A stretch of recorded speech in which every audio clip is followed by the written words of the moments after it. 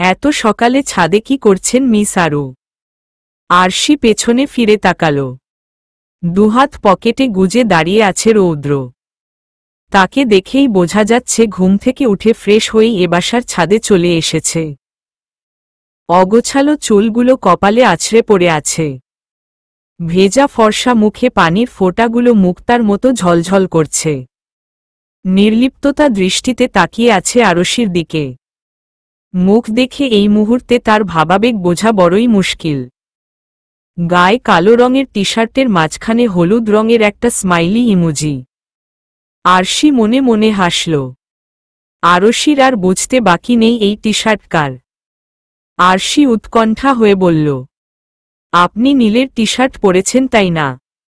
রৌদ্র আরশির পাশে এসে দাঁড়াল। গায়ে জড়ানো টি শার্টের দিকে এক নজর তাকিয়ে সহজ গলায় বলল, হুম। এছাড়া আর কোনো উপায় ছিল না। আরশি হালকা হাসল। নিচের বাগানের দিকে তাকিয়ে আছে চুপচাপ। রৌদ্র আবারও জিজ্ঞেস করল, সকাল সকাল ছাদে কি করছেন? আমি তো ঘুম থেকে উঠেই জানালা দিয়ে আপনাকে ছাদে দাঁড়িয়ে থাকতে দেখেছি, তাই ফ্রেশ হয়েই এখানে চলে আসলাম। এমনি রাতে ঘুম হয়নি, তাই ছাদে একটু ফ্রেশ হাওয়া নিতে আসলাম।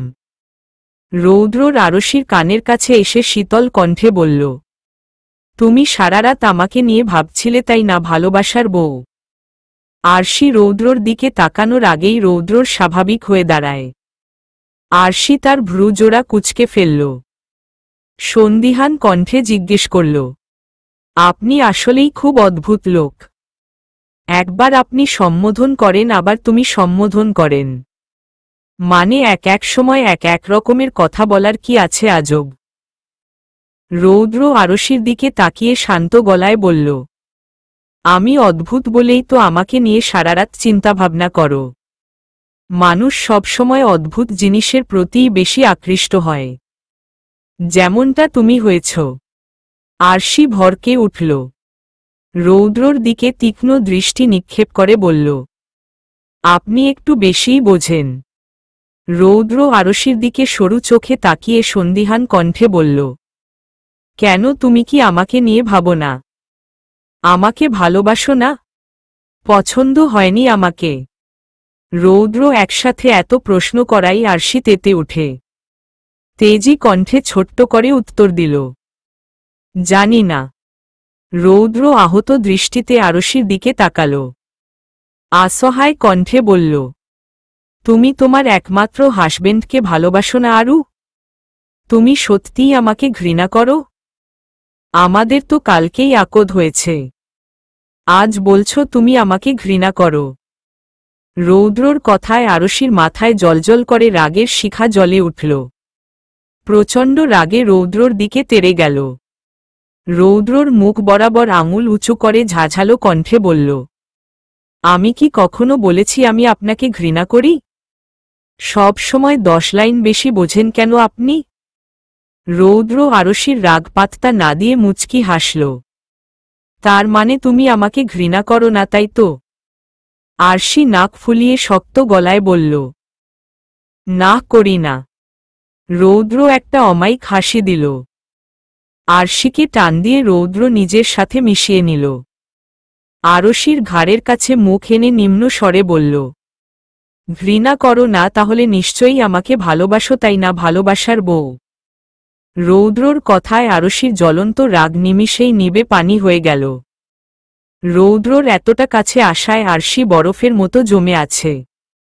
নড়াচড়া করার বোধশক্তিও যেন আরশির মধ্যে নেই। পাশের বারান্দা ও ক্রাশ, ভাবি কোথায় তুমি?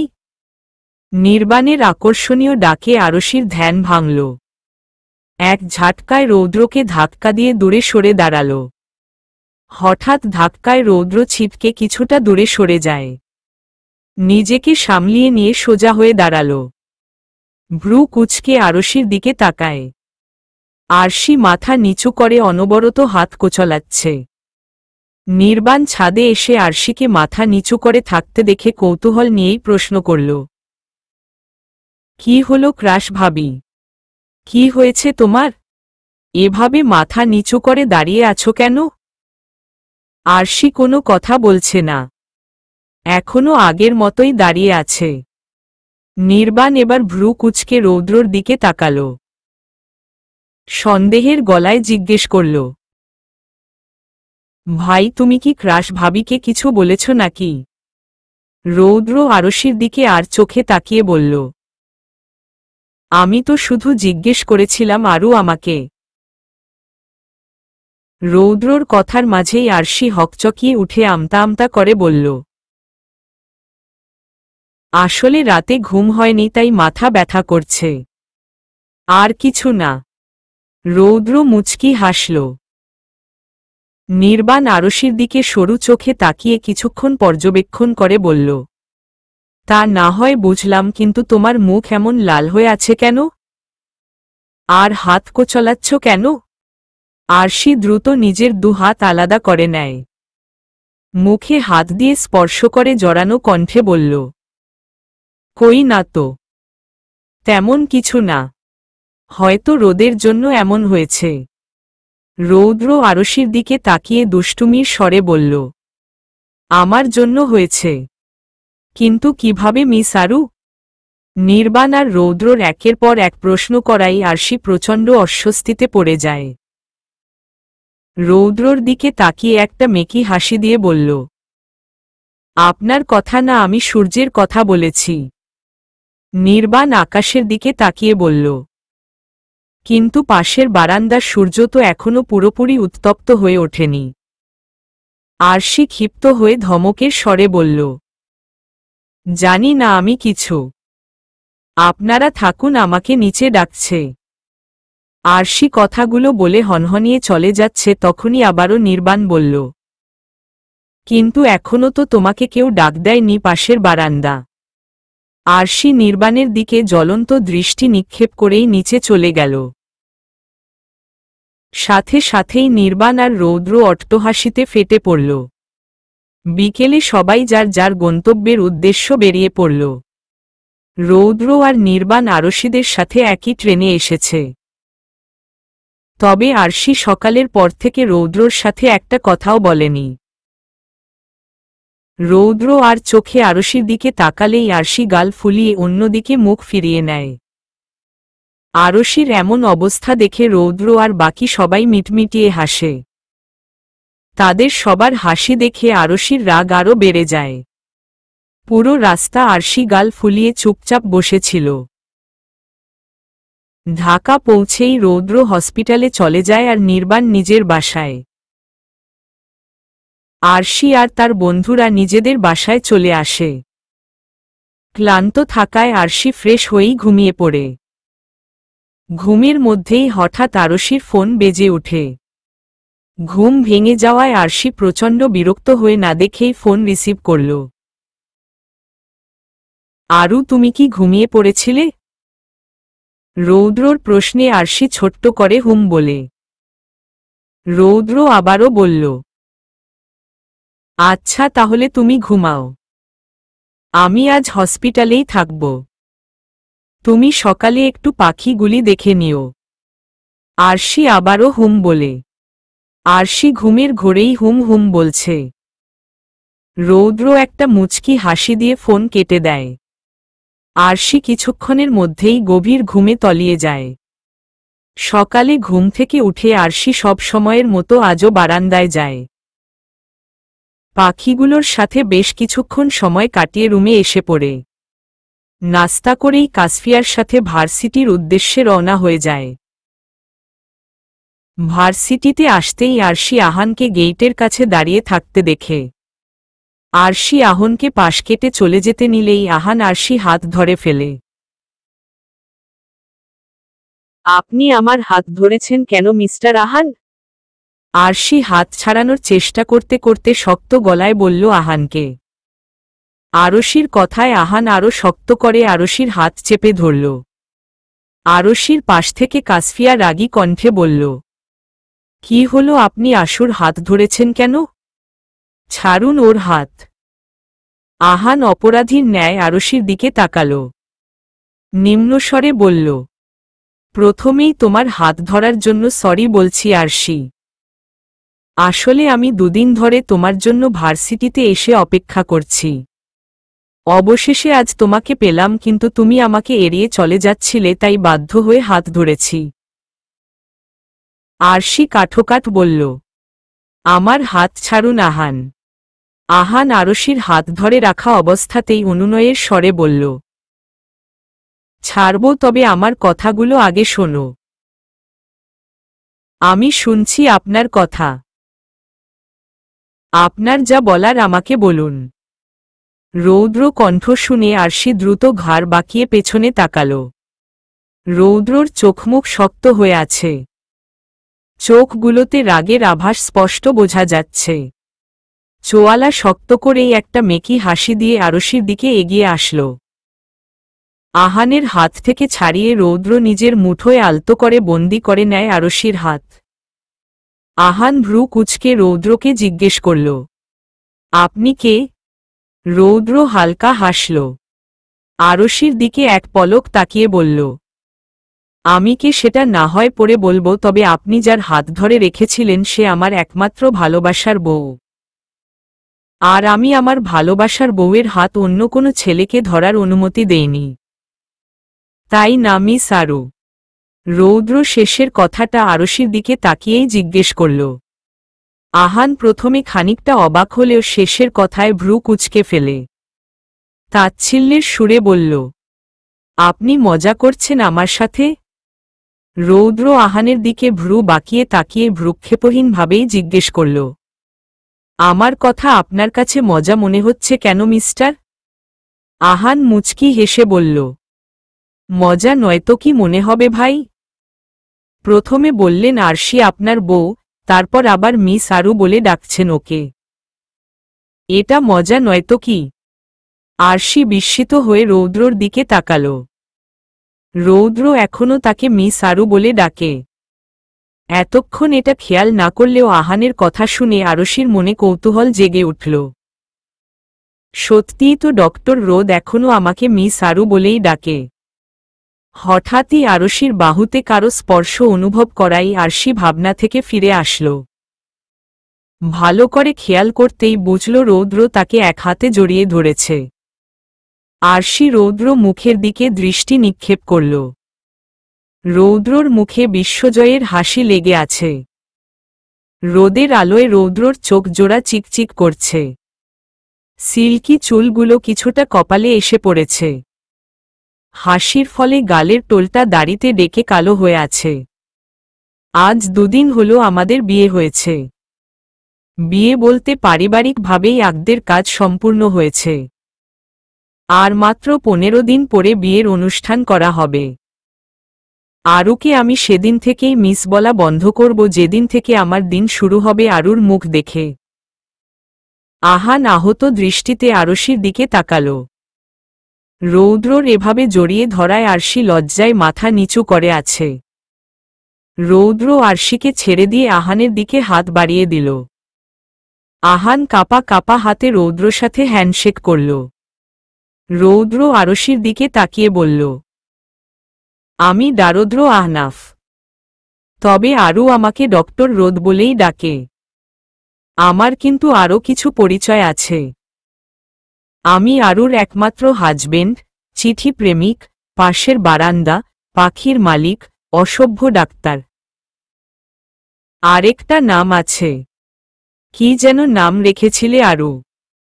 কি হলো বলো? আরশি রৌদ্রর পরিচয় দেওয়া দেখে মনে মনে হাসিতে গড়াগড়ি খাচ্ছে।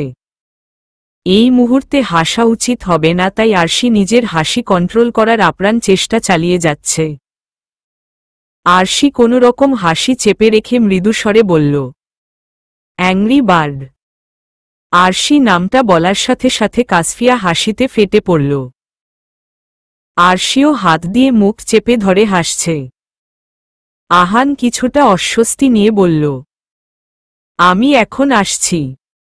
আহান কথাটা বলে হনহনিয়ে চলে গেল। আহান কখনোই ভাবেনি আরশির এভাবে হুট করেই বিয়ে হয়ে যাবে। আরশি আর কাসফিয়া এখনও হেসে যাচ্ছে। রৌদ্র আরশির হাসি মুখের দিকে একবার তাকিয়ে আরশির হাতের দিকে তাকাল। পকেট থেকে রুমাল বের করে আরশির হাত মুছতে লাগল। আরশি আর কাসফিয়া দুজনেই হাসি থামিয়ে বিস্ময়ের দৃষ্টিতে রৌদ্রর কাজ দেখছে। আরশি সন্দিহান কণ্ঠে জিজ্ঞেস করল, কি করছেন আপনি? আমার হাত মুছে দিচ্ছেন কেন? রৌদ্র আরশির হাত মুছতে মুছতেই গম্ভীর গলায় বলল, অন্য লোকের ছোঁয়া লেগেছে তোমার হাতে, তাই মুছে দিচ্ছি। আমি ছাড়া অন্য কোনো ছেলের স্পর্শ তোমার হাতে রাখতে দেই কি করে আরও? রৌদ্র কথায় আরশি ড্যাবড্যাব করে নিজের হাতের দিকে একবার আরেকবার রৌদ্রর দিকে তাকাল। প্রচণ্ড বিস্মিত হয়ে কাসফিয়া আর আরশি একে অপরের দিকে তাকিয়ে একটা হতাশ নিঃশ্বাস ফেলে। এই মুহূর্তে রৌদ্রর কাজকর্ম দেখে হাসবে নাকি কান্না করবে তা কিছুই বুঝতে পারছে না আরশি। রৌদ্র আরশির হাত মুছে দিয়ে বলল, যাও এখন। কিন্তু আপনি এখানে কেন এসেছিলেন? আরশির উৎকণ্ঠিত হয়ে রৌদ্রকে প্রশ্ন করল। রৌদ্র আরশির দিকে তাকিয়ে শান্ত গলায় বলল, বাসায় যাব এখন, তাই ভাবলাম নতুন বউকে একবার দেখে যাই। আরশি রৌদ্রকে তীক্ষ্ণ দৃষ্টি নিক্ষেপ করতেই রৌদ্র আবারও শান্ত গলায় বলল, ক্লাস শেষে আমি এসে তোমাকে নিয়ে যাব।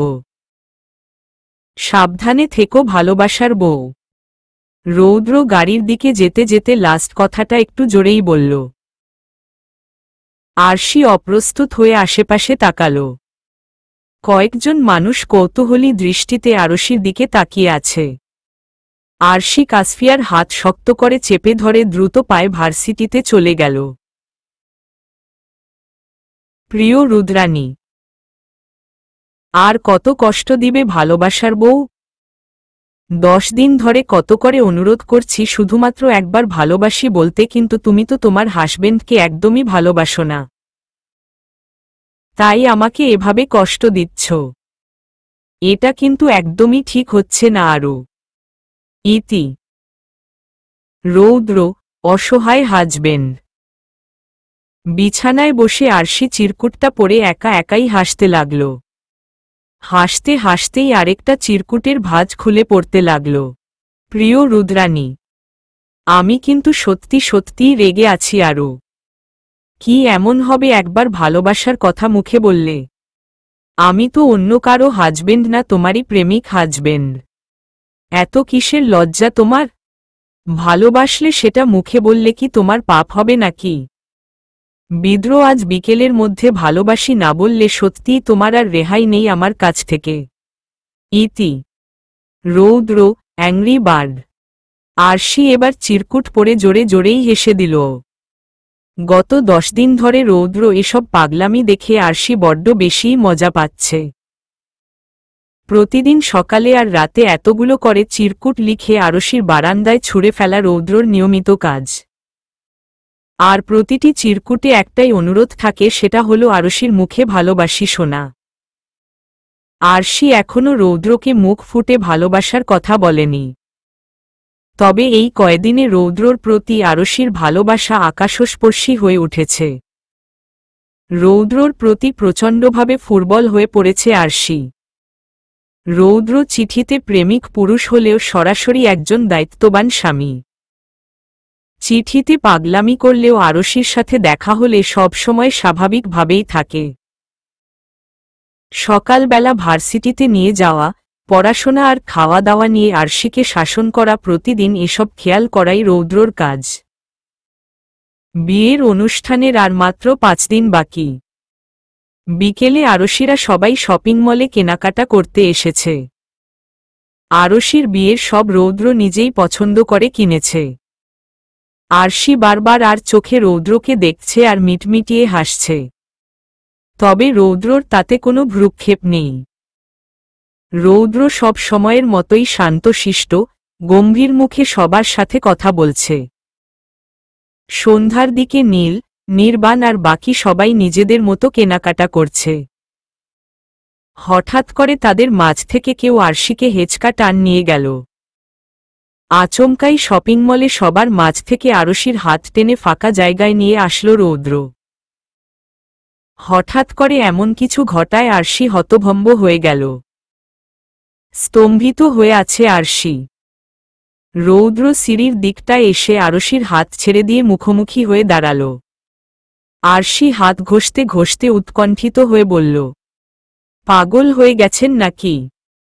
এমন করছেন কেন? মানুষ দেখলে কি ভাববে? রৌদ্র বরাবরের মতো শান্ত গলায় উত্তর দিল, সবাই লিফটে ওঠানামা করে, তাই এখানে কোনো মানুষ আসবে বলে মনে হচ্ছে না। আরশি দ্রুত আশেপাশে তাকিয়ে অস্থির কণ্ঠে বলল, তবুও যদি কেউ এসে পড়ে তখন কি হবে? রৌদ্রর দৃষ্টি এখনও আরশিতেই নিবন্ধ। আরশির কথায় রৌদ্র ভ্রুক্ষেপহীনভাবে জবাব দিল, আসলে আসবে, কি হয়েছে? নিজের বউকে হাত ধরে নিয়ে এসেছি, অন্য কাউকে না। রৌদ্রর নির্লিপ্ততা জবাবে আরশির মুখে বিরক্তির রেশ ফুটে উঠেছে। বিরক্তি প্রকাশ করেই বলল, সবাই হয়তো আমাদেরকে খুঁজছে, চলুন এখন। আরশি কথাগুলো বলে চলে যেতে নিলেই রৌদ্র আরশির হাত ধরে ফেলে। আরশি খানিকটা ভরকে গিয়ে বলল, উফ ডক্টর রোদ, এমন করছেন কেন? ছাড়ুন আমার হাত। রৌদ্র কোনো প্রত্যুত্তর না দিয়ে আরশির হাতে হেঁচকা টান দিয়ে সামনে এনে দাঁড় করিয়ে দিই। আরশি আবারও চলে যেতে নিলে রৌদ্র আরশির দুপাশের দেয়ালে হাত দিয়ে আটকে দেয়। আরশির ছটফট করা বন্ধ হয়ে যায়। রৌদ্র আরশির মুখের দিকে তাকিয়ে শান্ত গলায় বলল, শেষবার সুযোগ দিচ্ছি তোমাকে, আমাকে ভালোবাসো কিনা বল। আরশি কিছু বলছে না। রৌদ্রর কাছে আসায় অস্থিরতায় আরশির কাঁপাকাঁপি শুরু হয়ে গেছে। হৃদ স্পন্দনের গতি যেন বেড়েই চলছে। রৌদ্র আরশির দিকে তাকিয়ে থেকে দুহাতে নামিয়ে পকেটে গুজে দেয়। গম্ভীর গলায় বলে, যাও, ছেড়ে দিলাম। আরশি এক মুহূর্ত দেরি না করে দ্রুত পায়ে স্থান ত্যাগ করে। রৌদ্র একটা দীর্ঘশ্বাস ফেলে আরশির পেছনে পেছনে চলে যায়। উহু, এই কালারে তোমাকে একদমই মানাচ্ছে না নীলা। নির্বাণের কথায় নীলা ভ্রু বাঁকিয়ে তার দিকে তাকাল। ছোট্ট করে একটা নিঃশ্বাস ফেলে হাতের লেহেঙ্গাটা রেখে দিল। মেরুন রঙের আরেকটা লেহেঙ্গা হাতে নিতেই নির্বাণ নাক মুখ ছিটকে বলল, ছি ছি, এই কালারে তো একদমই পেতনির মতো লাগবে। নীলার ধৈর্যের বাঁধ ভেঙেছে। প্রচণ্ড বিরক্ত হয়ে হাতের লেহেঙ্গাটা রেখে দিল। চেয়ার থেকে উঠে নির্বাণের দিকে এগিয়ে আসল। একটা মেকি হাসি দিয়ে রাগান্বিত কণ্ঠে বলল, মেয়েদের শপিং নিয়ে যেহেতু এতই জ্ঞান, তাহলে আপনি নিজেই একটা পছন্দ করে দিন না দেখি। নির্বাণ হাতের মোবাইলটা পকেটে রেখে ভাব নিয়ে বলল, ওকে, এটা তো আমার 1 মিনিটের কাজ। নির্বাণ নীলাকে পাশ কাটিয়ে সামনে গেল। সবগুলো লেহেঙ্গার মধ্য থেকে একটা নীল রঙের লেহেঙ্গা নীলার হাতে দিয়ে বলল, এটা একদম পারফেক্ট, তোমার নামের সাথেও মিলবে আর তোমাকেও বেশ মানাবে। নীলা লেহেঙ্গাটার দিকে একবার চোখ বুলিয়ে নেয়। আসলেই আগের লেহেঙ্গাগুলো থেকে এটাই বেস্ট মনে হচ্ছে। নীলা আর কথা না বাড়িয়ে লেহেঙ্গাটা নিয়ে নেয়। আরশি সবার কাছে এসে চুপচাপ দাঁড়িয়ে আছে। একটু পরেই রৌদ্র এসে গম্ভীর গলায় বলল, রাত হয়ে গেছে, এখন আমাদের যাওয়া উচিত। রৌদ্রর কথায় কাসফিয়া উত্তেজিত হয়ে বলল, এখন তো মাত্র বিয়ের শপিং হয়েছে, গায়ে হলুদ আর বৌভাতের জন্য তো কিছুই কেনা হয়নি। গায়ে হলুদের জন্য কাল কেনাকাটা করা যাবে। একদিনে এত ঝামেলা করার কোনো দরকার নেই। আমি নিচে অপেক্ষা করছি, সবাই আসো। রৌদ্র কথাগুলো বলেই গম্ভীর পায়ে চলে গেল। নীল আরশিকে হালকা ধাক্কা দিয়ে জিজ্ঞেস করল, কিরে ভাইয়ার আবার কি হলো? আরশি নীলের দিকে তাকিয়ে আমতা আমতা করে বলল, কই, কিছুই তো হয়নি। উনি তো এমনিতেই গম্ভীর। চল, এখন দেরি না করে। সবাই আর কোনো কথা না বাড়িয়ে শপিং মল থেকে বেরিয়ে আসে। সবাই রৌদ্রর কাছে আসতেই রৌদ্র গম্ভীর গলায় বললেন, আমার আরুকে কিছুক্ষণের জন্য লাগবে, তোমরা বাসায় যাও। আমরা আধা ঘন্টার মধ্যেই চলে আসব। আরশি এখনো ঠায় দাঁড়িয়ে আছে। রৌদ্র আরশিকে উদ্দেশ্য করে বলল, গাড়িতে উঠুন মিস আরু। নীল আরশিকে হালকা ধাক্কা দিয়ে গাড়িতে উঠে বসতে ইশারা করলেই আরশি গাড়িতে উঠে যায়। সাথে সাথেই রৌদ্র গাড়ি ড্রাইভ করা শুরু করে দেয়। বেশ খানিকটা সময় ধরে রৌদ্র চুপচাপ গাড়ি চালিয়েই যাচ্ছে। আরশি এতক্ষণ চুপ করে থাকলেও এবার বুকে সাহস জুগিয়ে বলল, কোথায় যাচ্ছেন? সেই কখন থেকে গাড়ি চালিয়েই যাচ্ছেন, কিছু বলছেন না। আমাকে দিয়ে আপনার কি দরকার? আমাকে আপনার লাগবে কেন? আচমকাই রৌদ্র গাড়ি ব্রেক করে। আরশি খানিকটা ঝুঁকে পড়লেও নিজেকে সামলিয়ে নেয়। রৌদ্র সিট বেল্ট খুলে আরশির দিকে এগিয়ে যায়। রাগে রৌদ্রর চোখ দুটো লাল হয়ে যাচ্ছে। চোয়ালে শক্ত করে আরশির দিকে তাকিয়ে আছে।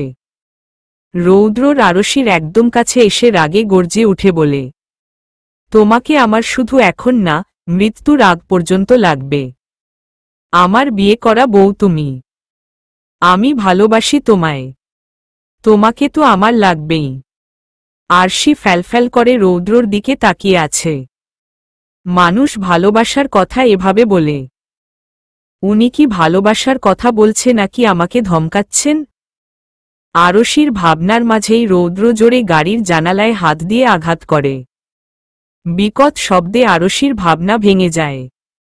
রৌদ্র আরশির দু বাহু ধরে মুখোমুখি করে আবারও হুঙ্কার দিয়ে বলল, তুমি কি আমাকে ভালোবাসো না আরু? তোমার চোখে আমি স্পষ্ট আমার জন্য ভালোবাসা দেখতে পাই। তবুও কেন তুমি মুখে স্বীকার করছো না?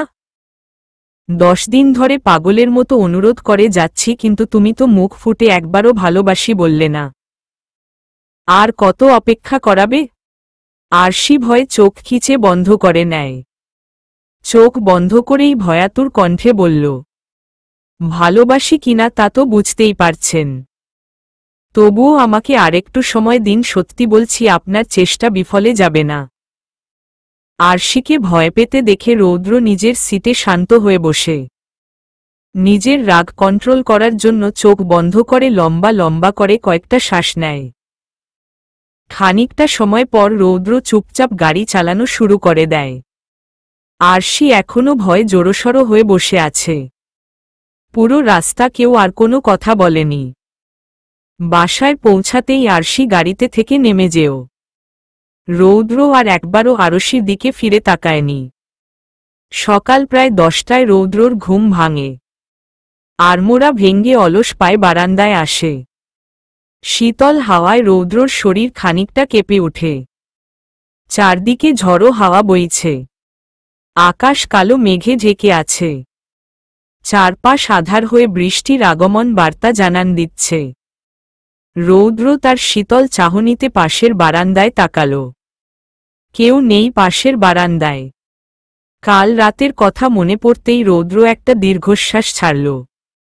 পাখির খাঁচা দুটোর দিকে এগিয়ে এসে লাভবার্ডগুলোকে খাবার দিল।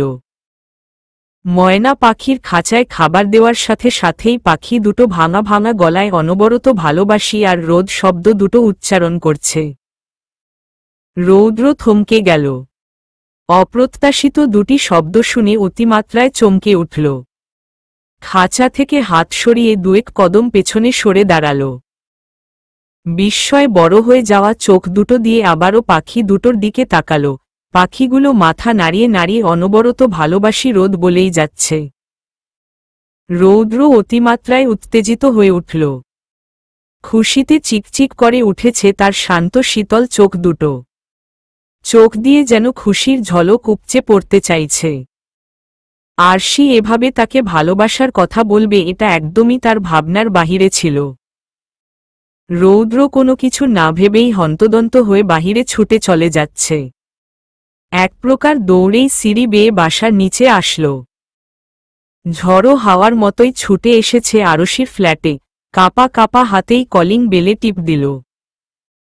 কয়েক সেকেন্ডের মাঝেই দরজা খুলে যায়। দরজার আড়াল থেকে বেরিয়ে আসলো কাঙ্ক্ষিত মানুষের চেহারা। আরশি দরজা খুলে রৌদ্রকে এই অবস্থায় দেখে ভ্রু কুঁচকে ফেলে। তীক্ষ্ণ দৃষ্টিতে রৌদ্রকে পর্যবেক্ষণ করতে ব্যস্ত হয়ে পড়ল আরশি। রৌদ্র হাঁপাচ্ছে, বড় বড় করে শ্বাস নিচ্ছে।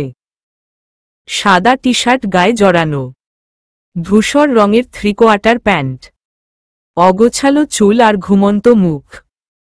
দেখতে মাশাআল্লাহ খুব সুন্দর লাগছে। মনে হচ্ছে স্বপ্নের মধ্যে কুকুরের দৌড়ানি খেয়েই এখানেই চলে এসেছে। আরশি অধিকমাত্রায় আগ্রহী হয়ে রৌদ্রর কাছে এগিয়ে আসল। অবাক দৃষ্টিতে তাকিয়ে বিস্মিত কণ্ঠে জিজ্ঞেস করল, কি হয়েছে আপনার? আপনি ঠিক আছেন? আরশির কথা পুরোপুরি শেষ হওয়ার আগেই রৌদ্র আরশির উপরে ঝাঁপিয়ে পড়ল। আরশিকে নিজের সাথে আষ্টেপৃষ্ঠে ঝাপটে ধরল।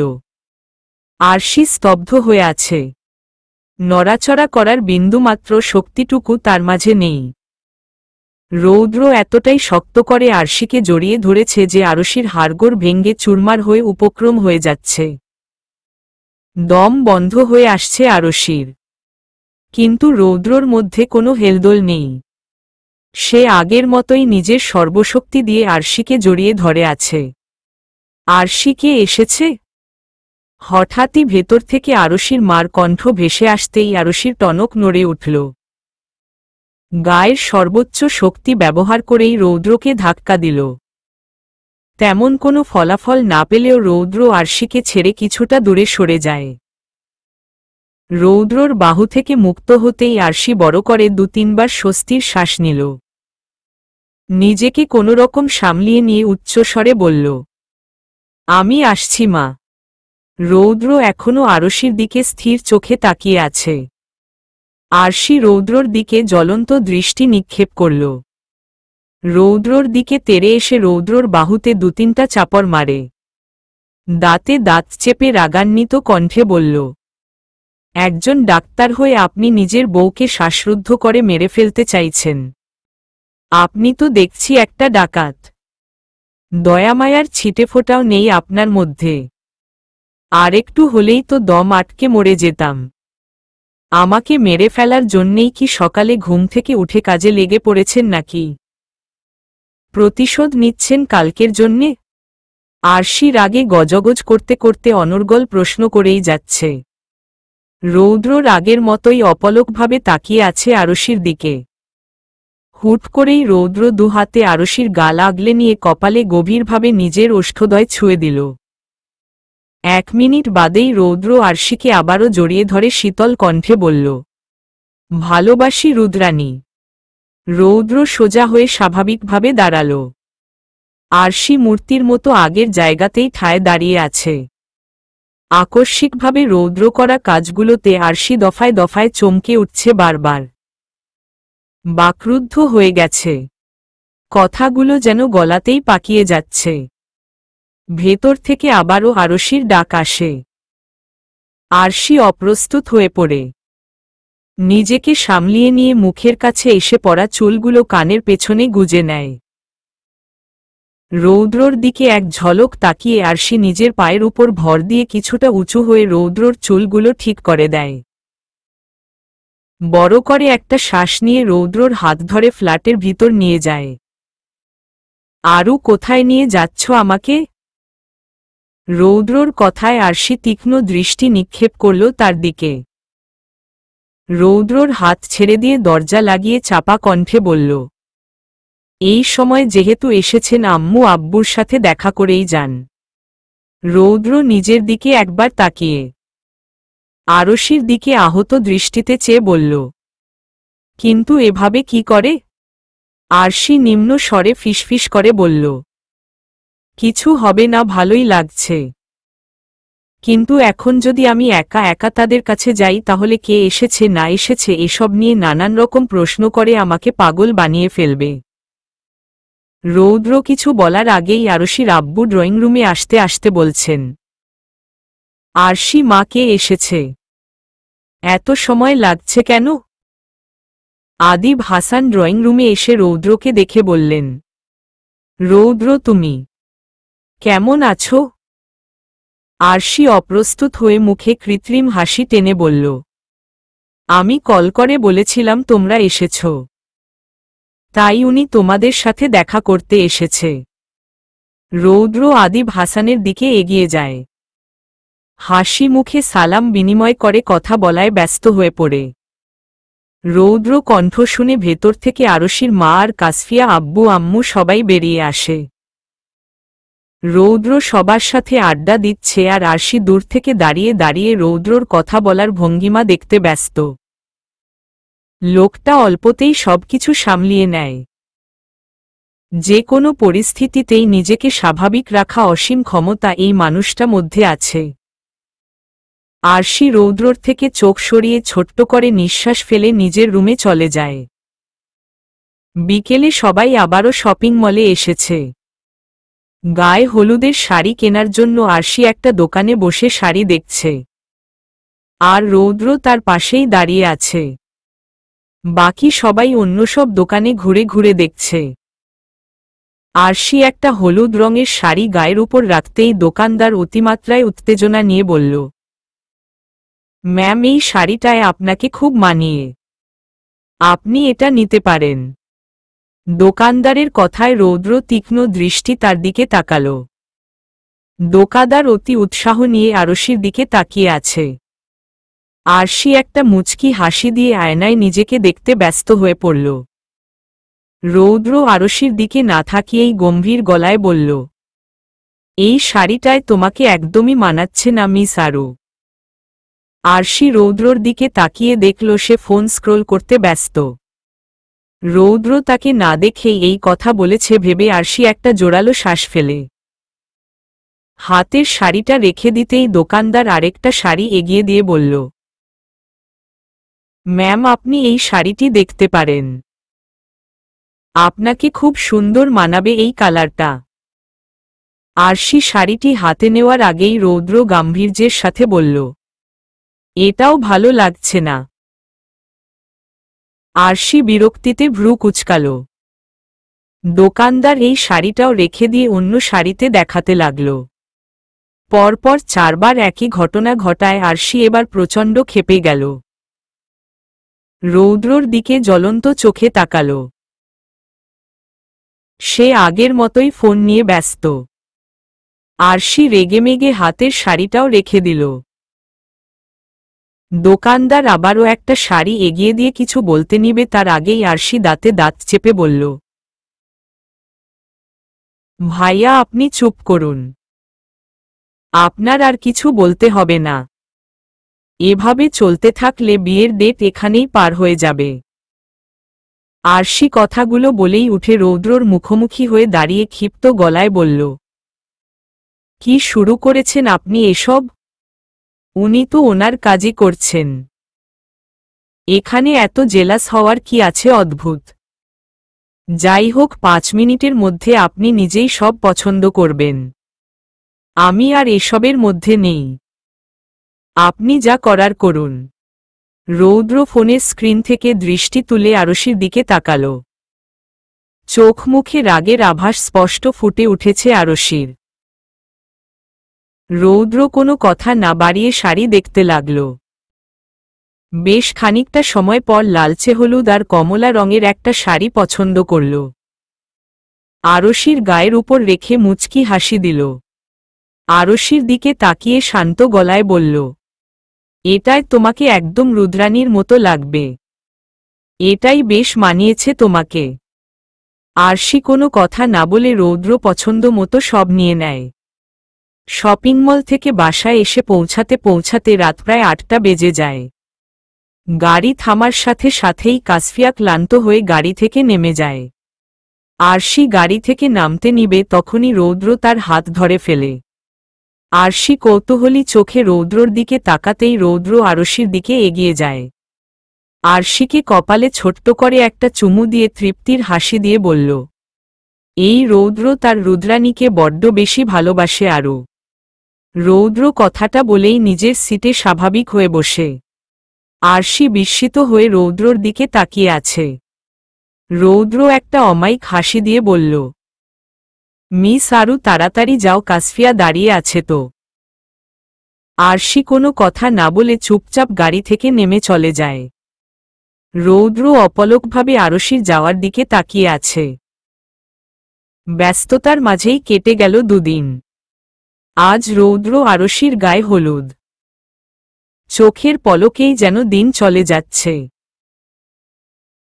বিয়ের কাজ নিয়েই সবাই ব্যস্ত। বিকেল 4টায় শুরু হবে হলুদের অনুষ্ঠান। আরশি চুপচাপ সোফায় বসে সবার ব্যস্ততা দেখে যাচ্ছে। তার বন্ধুরা কখনো নিচে কখনো ছাদে দৌড়াদৌড়ি করছে। কারো হাতে গোলাপ ফুল, কারো হাতে গাঁদা ফুলের মালা। আরশি একটা তপ্ত শ্বাস ফেলে। তার বিয়ে হয়ে যাচ্ছে অথচ কেউ তাকে সময় দিচ্ছে না।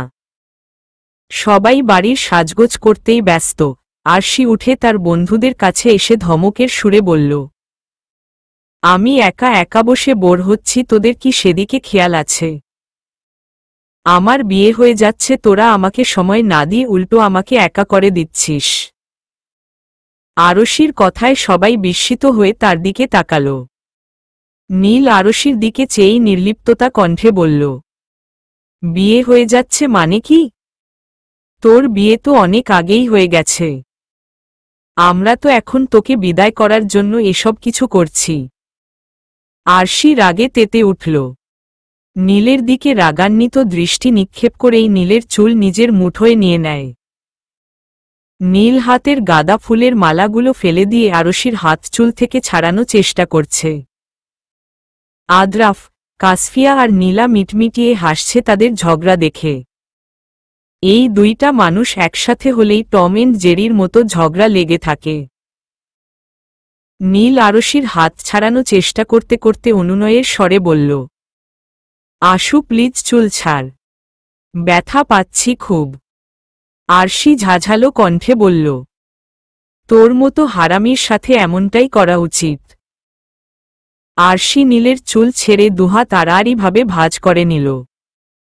নীল চুলে হাত বুলিয়ে নিতে নিতেই বলল, তোর মতো শাকচুন্নিকে যত তাড়াতাড়ি জামাইয়ের বাড়ি পাঠিয়ে বিদায় করতে পারবো তত তাড়াতাড়িই আমরা তোর হাত থেকে রক্ষা পাব।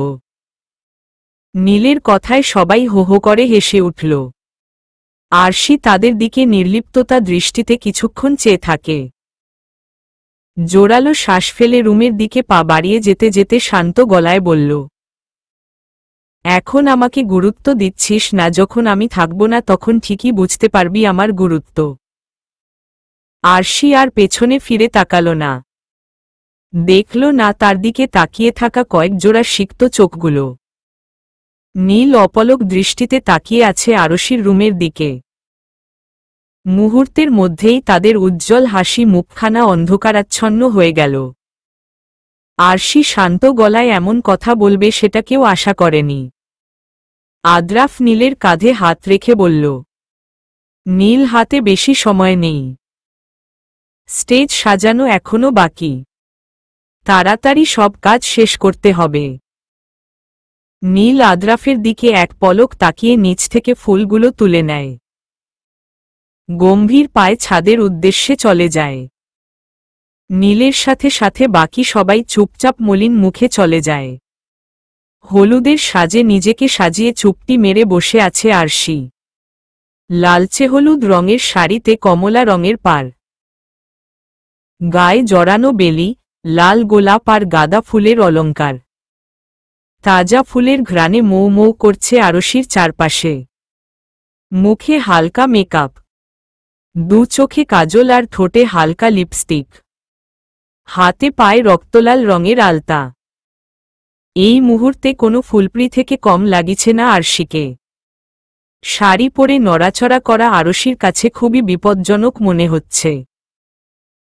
বিছানা থেকে উঠে দাঁড়ালেই মনের মধ্যে ভয় ঝেঁকে ধরে। এই বুঝি শাড়ির কুচি খুলে যাবে, এখনই হয়তো হোঁচট খেয়ে পড়ে যাবে।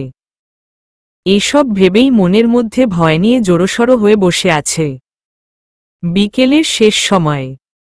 পশ্চিমা আকাশের সূর্য রক্তিম আভা ধারণ করছে। বিকেল 4টায় হলুদের অনুষ্ঠান শুরু করার কথা হলেও পুরো ছাদ জুড়ে এখন নিস্তব্ধতা ঘেরে আছে। সকলের চোখে মুখে চিন্তার ছাপ স্পষ্ট ফুটে উঠেছে। আরশি স্টেজের সোফায় ভাবলেশহীনভাবে বসে আছে। হঠাৎ করে এমন কিছু হয়ে যাওয়ায় কেমন যেন স্তব্ধ হয়ে গেছে আরশি। সবকিছু ঠিকঠাক থাকলেও অনুষ্ঠানের মূল মানুষটাই সকাল থেকে গায়েব। রৌদ্র সকালবেলা বাসা থেকে বেরিয়েছে, এখনও তার ফেরার কোনো নামগন্ধ নেই। রৌদ্র ফোনে ট্রাই করেও সবাই ক্লান্ত। বারবার রৌদ্রর নাম্বারে করলেও প্রতিবার ফোন বন্ধই এসেছে। নির্বাণ, নীল আর আদ্রাফ বেরিয়েছে রৌদ্রর খোঁজে। রৌদ্র বাবা মা চিন্তায় অস্থির হয়ে পড়েছে তাদের ছেলের জন্য। আরশি নির্লিপ্ততা দৃষ্টিতে তাদের দিকে তাকিয়ে আছে। হঠাৎই আরশির ফোন কেঁপে উঠল। আরশি ফোন নিয়ে স্ক্রিনের তাকাতেই বড় বড় করে নীল লেখা চোখের সামনে ভেসে উঠল। আরশি সোফা থেকে উঠে কিছুটা দূরে গিয়ে ফোন রিসিভ করল। আরশি কিছু জিজ্ঞেস করার আগেই অপর প্রান্ত থেকে নির্বাণ অস্থিরতার সাথে বলল, হ্যালো ক্রাশ ভাবি, ভাইয়ার গাড়ি অ্যাক্সিডেন্ট করেছে, ভাইয়া এখন হসপিটালেই আছে। নির্বাণের কথা শুনে আরশির পুরো দুনিয়া ঘুরে গেল। চোখের সামনে সবকিছু ঝাপসা হয়ে আসছে তার। পুরো শরীর যেন অবশ হয়ে যাচ্ছে। আরশির কোনো সাড়া শব্দ না পেয়ে নির্বাণ আবারও অস্থির কণ্ঠে বলল, হ্যালো কিছু বলছো না কেন? ভাবি ফুপিমণি কে কিন্তু কিছু বলো না, আমার ফোনে চার্জ। নির্বাণের পুরো কথা শেষ হওয়ার আগেই ফোন কেটে গেল। আরশি কোনো রকম নিজেকে সামলিয়ে ছাদ থেকে নেমে গেল কাউকে কিছু না বলে। ড্রাইভারের কাছ থেকে গাড়ির চাবি নিয়ে একা একাই বেরিয়ে পড়ল হসপিটালের উদ্দেশ্যে। আরশি স্থির চোখে রাস্তার দিকে তাকিয়ে গাড়ি ড্রাইভ করে যাচ্ছে। চোখ দিয়ে অঝরে নোনা জল গাল বেয়ে গড়িয়ে পড়ছে। চোখের কাজলগুলো লেপটে যাচ্ছে চোখের পানিতে। নির্বাণের কথাগুলো মনে পড়তেই তার বুকে বারবার মোচড় দিয়ে উঠছে। দুচোখ যেন অন্ধকার হয়ে আসছে। আরশি শাড়ি পরেই অগোছালোভাবে দৌড়ে হসপিটালের ভিতরে আসে। আশেপাশের মানুষগুলোর চোখে বিস্ময়। অদ্ভুত রকমের চাহনি নিক্ষেপ করে আছে আরশির দিকে। হলুদের সাজে কোনো মেয়েকে অশ্রুসিক্ত চোখে নিয়ে হসপিটালে দৌড়াতে দেখা হয়তো তাদের জন্য খুব কৌতূহলের বিষয়। আরশির শাড়ি কিছুটা অগোছালো হয়ে গেছে। তাজা ফুলের অলংকারগুলো সঠিক জায়গা থেকে খানিকটা নড়ে গেছে। ভেজা চোখ দুটো লাল হয়ে উঠেছে এতক্ষণে। শাড়ির কুচি ধরে আরশি অস্থিরতার আশেপাশে তাকাচ্ছে। চাতক পাখির মতো ছটফট করছে। কোনো কিছু চিন্তা ভাবনা না করেই আরশি রৌদ্রর কেবিনের দিকে দৌড়ে যেতে লাগল। বিকেলেও যে মেয়েটা শাড়ি খুলে যাওয়ার ভয় বিছানায় জড়সড় হয়ে বসেছিল সেই মেয়েটাই এখন শাড়ি পরে দৌড়াদৌড়ি করছে। এখন আর শাড়িতে পেঁচিয়ে পড়ে যাওয়ার তার মধ্যে নেই। মন মস্তিষ্কের পুরোটা জায়গায় এখন শুধু রৌদ্রকে হারানোর ভয় দখল করে নিয়েছে। রৌদ্রর কেবিনের কাছে এসেই আরশি থমকে দাঁড়িয়ে যায়। বুকটা তার বড্ড বেশিই ব্যথা করছে। আরশি ক্লান্ত হয়ে বড় বড় করে শ্বাস নিচ্ছে। হাতের উল্টো পিঠে চোখের নোনাপানিগুলো মোছার ব্যর্থ চেষ্টা করল। না, কোনোভাবেই চোখের পানি বাঁধ মানছে না। আরশি কেবিনের দরজা খুলে ভেতরে তাকায়। আরশি থমকাল। বুক ফেটে কান্না আসছে তার। কেবিনের ভেতর দাঁড়িয়ে থাকা মানুষটাকে দেখে আরশির স্তম্ভিত হয়ে যায়। কয়েক সেকেন্ড স্থির চোখে তাকিয়ে থাকে মানুষটার দিকে। মুহূর্তের মধ্যেই ঝাঁপিয়ে পড়ে রৌদ্রর উপর। রৌদ্র কেবিন থেকে বের হতেই যাচ্ছিল, হঠাৎ করে আরশির এভাবে জড়িয়ে ধরায় রৌদ্র খানিকটা পিছিয়ে যায়। কোনো রকম নিজের তাল সামলিয়ে সোজা হয়ে দাঁড়ায়। আরশিকে দেখে দু চোখে কৌতূহলের তারা খেলে গেল। কপালে ব্যান্ডেজ করা, চোখে মুখে ক্লান্তির ছাপ। আচমকাই আরশি রৌদ্রর পিঠের দিকে শার্ট খামচে ধরে। ডুকরে ডুকরে কেঁদে উঠে আরশি।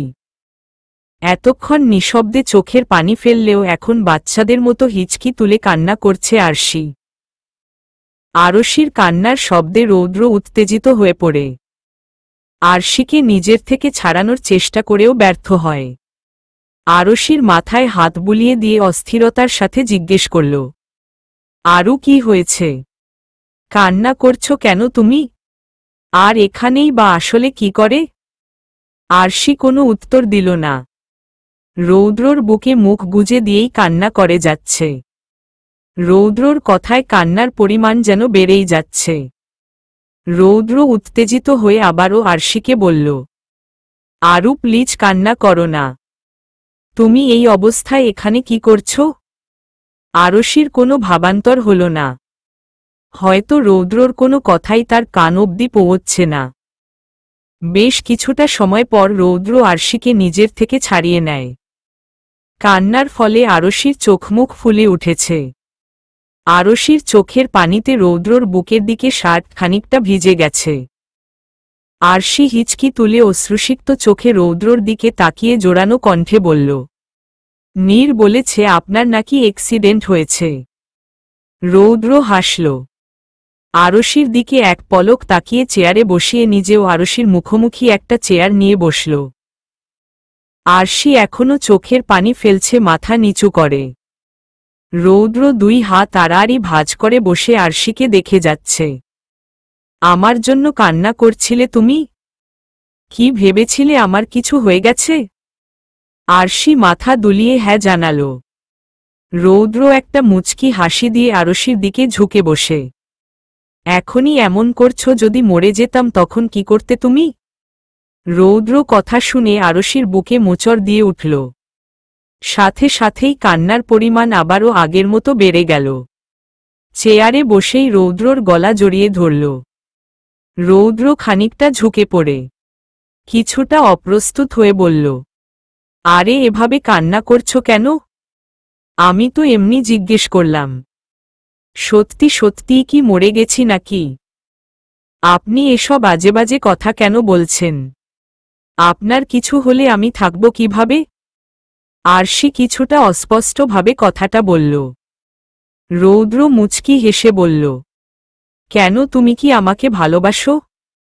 আরশি মাথা নাড়াল। আরও কিছুটা শক্ত করে গলা জড়িয়ে ধরল রৌদ্রর।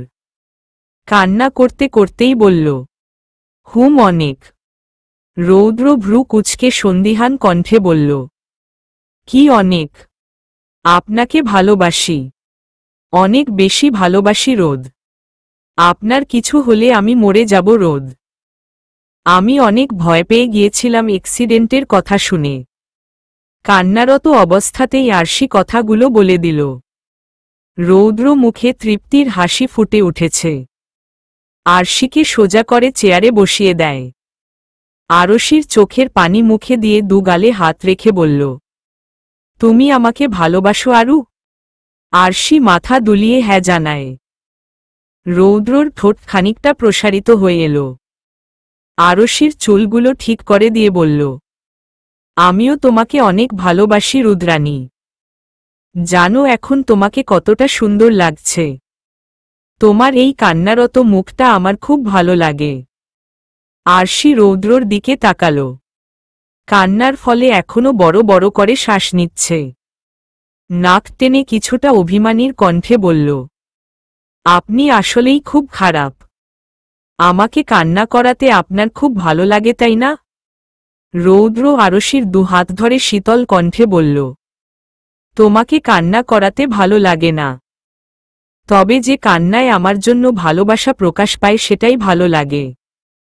তোমার চোখের পানির প্রতিটা ফোঁটায় প্রকাশ পায় তুমি আমাকে কতটা ভালোবাসো। কাজলে লেপ্টে যাওয়া এই ফোলা ফোলা চোখগুলো চিৎকার করে বলতে চাইছে তুমি আমাকে হারানোর কতটা ভয় পাও। আরশি চুপচাপ বসে আছে, মাথা নিচু করে। কিছুটা সময় পর পর কেঁপে উঠছে তার শরীর।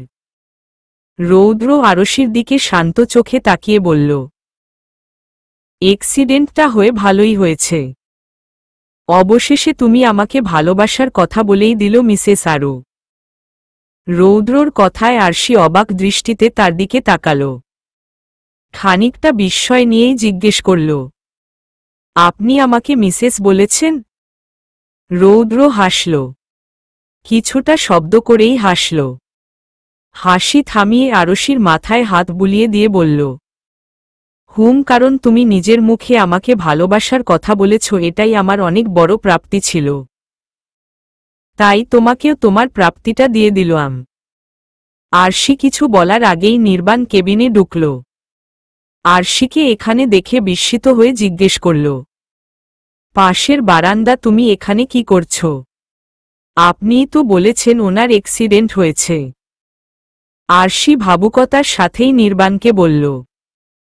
রৌদ্র নির্বাণের রাগী চোখে তাকাতেই নির্বাণ আমতা আমতা করে বলল, আসলে ভাই ফোনে চার্জ ছিল না, তাই পুরো কথা বলার আগেই ফোন বন্ধ হয়ে গেছে।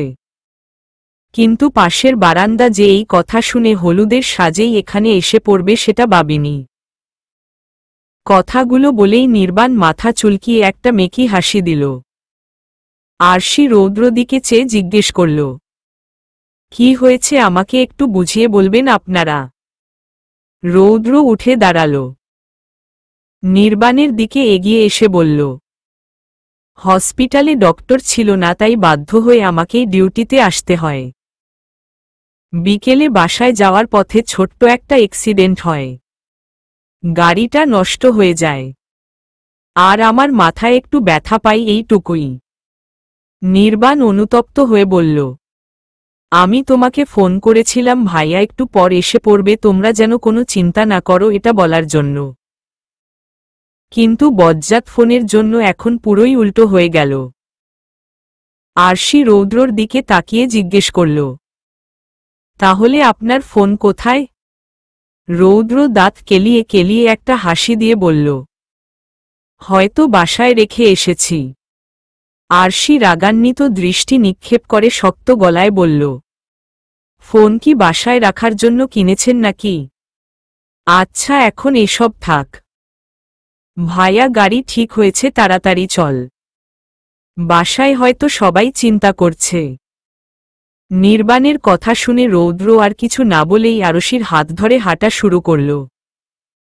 আরশি তেজি কণ্ঠে বলল, আপনি আমার হাত ধরেছেন কেন? রৌদ্র হেঁটে যেতে যেতেই বলল, তুমি শাড়ি পরেছ, আর আমি আগেও বলেছি আমি তোমাকে নিয়ে কোনো রিস্ক নিতে চাই না। এখন যদি শাড়ি পেঁচিয়ে পড়ে যাও তখন কি হবে? আরশি রৌদ্রর দিকে তাকিয়ে একটা তপ্ত শ্বাস ফেলল। কোনো কথা না বলেই তাদের সাথে চলে আসে। অনেক রাত হয়ে যাওয়ায় হলুদের অনুষ্ঠানটা খুব ছোট করেই সম্পূর্ণ করার সিদ্ধান্ত নিয়েছে সবাই। আরশিকে আবারও সাজিয়ে দেওয়া হয়েছে। রৌদ্র সাদা পাঞ্জাবি পরে বসে আছে পাশের ছাদের স্টেজে, মাথায় সাদা ব্যান্ডেজ। অ্যাক্সিডেন্টে বেশি কিছু না হলেও কপালের দিকে খানিকটা কেটে যায় রৌদ্র। সবাই রৌদ্রর মাথায় ব্যান্ডেজ দেখে কিছুটা ঘাবড়ে যায়। হলুদের অনুষ্ঠান পিছিয়ে দেওয়ার কথাও বলে, কিন্তু রৌদ্র সবাইকে বুঝিয়ে সুজিয়ে রাজি করায়। হলুদের অনুষ্ঠান অল্প সময়ের মধ্যেই সম্পূর্ণ করা হয়। পাশাপাশি ছাদে থেকেই একে অপরকে পুরোটা সময় আর চোখে দেখে গেছে রৌদ্র আর আরশি। বউ সাজে স্টেজের সোফায় বসে আছে আরশি। লাল বেনারসি শাড়ি, লাল দোপাট্টা, খোপায় লাল গোলাপ ফুল, সব মিলিয়ে একদম লাল টুকটুকে বউ। পাশেই বসে আছে রৌদ্র লাল রঙের পাঞ্জাবি পরে। ফর্সা ধবধবে গায়ে লাল রংটা ফুটে উঠেছে। মাথার সাদা ব্যান্ডেজের উপরে কিছু চুল আছড়ে পড়ে আছে, এতেই যেন তার সৌন্দর্য দ্বিগুণ বেড়ে গেছে। রৌদ্র বারবার আরশির দিকে আর চোখে তাকাচ্ছে। আরশির চোখে পড়তেই চোখ ফিরিয়ে নিচ্ছে। রৌদ্রর বারবার এমন চাহনিতে আরশির প্রচণ্ড অস্বস্তি হচ্ছে। আরশি আশেপাশে তাকিয়ে চাপা কণ্ঠে রাগান্বিত হয়ে বলল, বারবার এভাবে তাকাচ্ছেন কেন আপনি? রৌদ্র আরশির দিকে একটা লাজুক হাসি দিয়ে বলল, তোমাকে বউ সাজে খুব সুন্দর লাগছে, তাই বারবার অজান্তেই চোখ চলে যাচ্ছে তোমার দিকে। আরশি ফিসফিস করে বলল, লাজুক হাসি দিচ্ছেন অথচ লজ্জার ছিটেফোঁটাও নেই আপনার মধ্যে। আস্তে কথা বলুন, মানুষ আপনার শুনলে কতটা লজ্জায় পড়তে হবে ভাবতে পারছেন? রৌদ্র আরশির দিকে এগিয়ে এসে ফিসফিস করে বলল, নিজের বিয়ে করা ভালোবাসার বউয়ের দিকে তাকাচ্ছি, তাতে অন্য মানুষের সমস্যা থাকলে আমার কি? আমার ভালোবাসার মানুষকে তো আমি দেখবি। আরশি হতাশ হল, এই লোকটা দিন দিন কেমন যেন পাল্টে যাচ্ছে। আগে কত গম্ভীর ছিল আর এখন মুখ দিয়ে ভালোবাসার কথা ছাড়া আর কিছুই বের হয় না। ওনাকে কিছু বলেও লাভ নাই। আমার কথায় ওনার মুখে লাগাম হবে বলে মনে হয় না। আরশি কথাগুলো ভেবেই একটা হতাশ নিঃশ্বাস ফেলে। রৌদ্র এখনো তার দিকেই তাকিয়ে আছে মুগ্ধ নয়নে। অনুষ্ঠান শেষে আদিব হাসান আরশিকে রৌদ্রর হাতে তুলে দেয়। বিদায়ের সময় আরশি কান্না করতে নিলেই নীল বিরক্তি প্রকাশ করে বলে, দেখ বইন, হুদাই কান্না করিস না। তোর পাশের বারান্দায় যাচ্ছিস, অন্য কোনো দেশে না। কান্নাকাটি করে সবার মুড নষ্ট করে দিস না। নীলের কথার সাথে সায় দিয়ে নির্বাণ বলল, হ্যাঁ ক্রাশ ভাবি, শুধু শুধু কান্না করো না। তুমি চাইলে ভাইয়াকে বলতে পারো বারান্দার মাঝে রাস্তা করে দিবে, তারপর যখন ইচ্ছে আসা যাওয়া করবে। কি বলো ভাইয়া? নির্বাণের কথায় আরশি সহ বাকি সবাই হেসে ওঠে। আরশি আর কোনো কান্নাকাটি না করেই রৌদ্রদের সাথে পাশের বাসায় এসে পড়ে। বেশ কিছুক্ষণ ধরে আরশি গুটিসুটি মেরে বসে। এই ক্লান্ত শরীর নিয়ে বসে থাকাটাও খুব কষ্টের মনে হচ্ছে।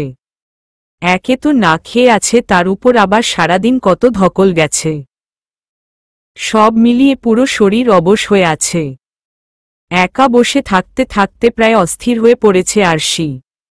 মাথা উঁচু করে ক্লান্ত চোখে আশেপাশে নজর বুলাল। পুরো রুম তাজা ফুল দিয়ে সাজানো হয়েছে। বেশ গোছানো একটা রুম।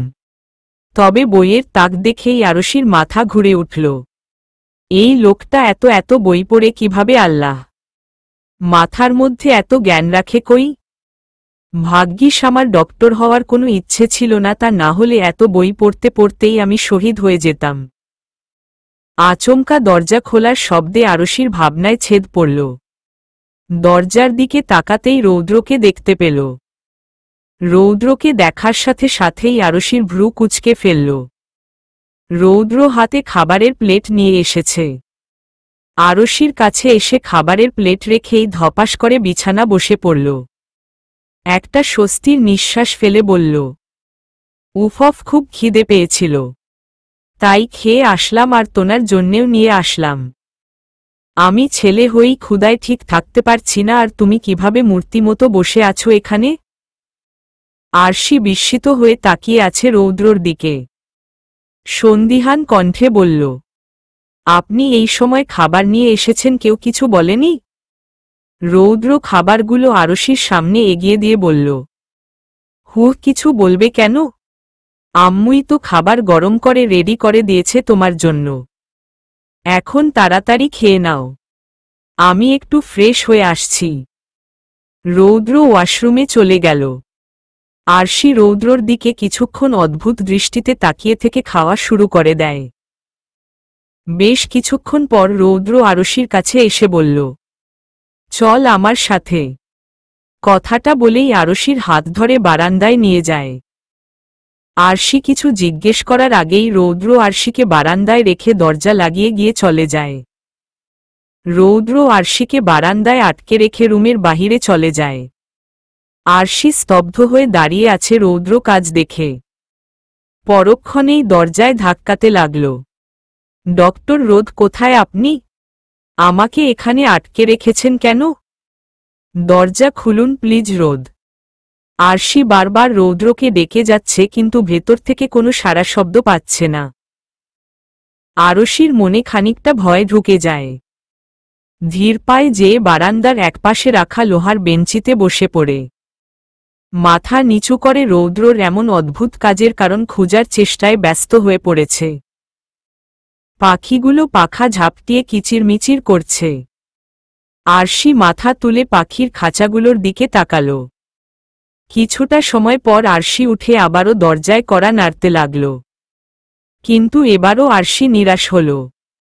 ভেতর থেকে কোনো সাড়া শব্দ এবারও পাওয়া গেল না। আরশি পুরো বারান্দায় পায়চারি করছে। প্রায় আধ ঘন্টা পর সশব্দে বারান্দার দরজা খুলে গেল। আরশি ঝটপট মাথা তুলে দরজার দিকে তাকাল। রৌদ্র হাঁপাচ্ছে, বুকে ডান হাত দিয়ে বড় বড় করে শ্বাস টানছে। কিছুটা সময় পর অপরাধীর ন্যায় মাথা নিচু করে আরশির সামনে এসে দাঁড়াল। আরশি নির্লিপ্ততা দৃষ্টিতে রৌদ্রর দিকে চেয়ে আছে, কোনো কিছু জিজ্ঞেস করছে না।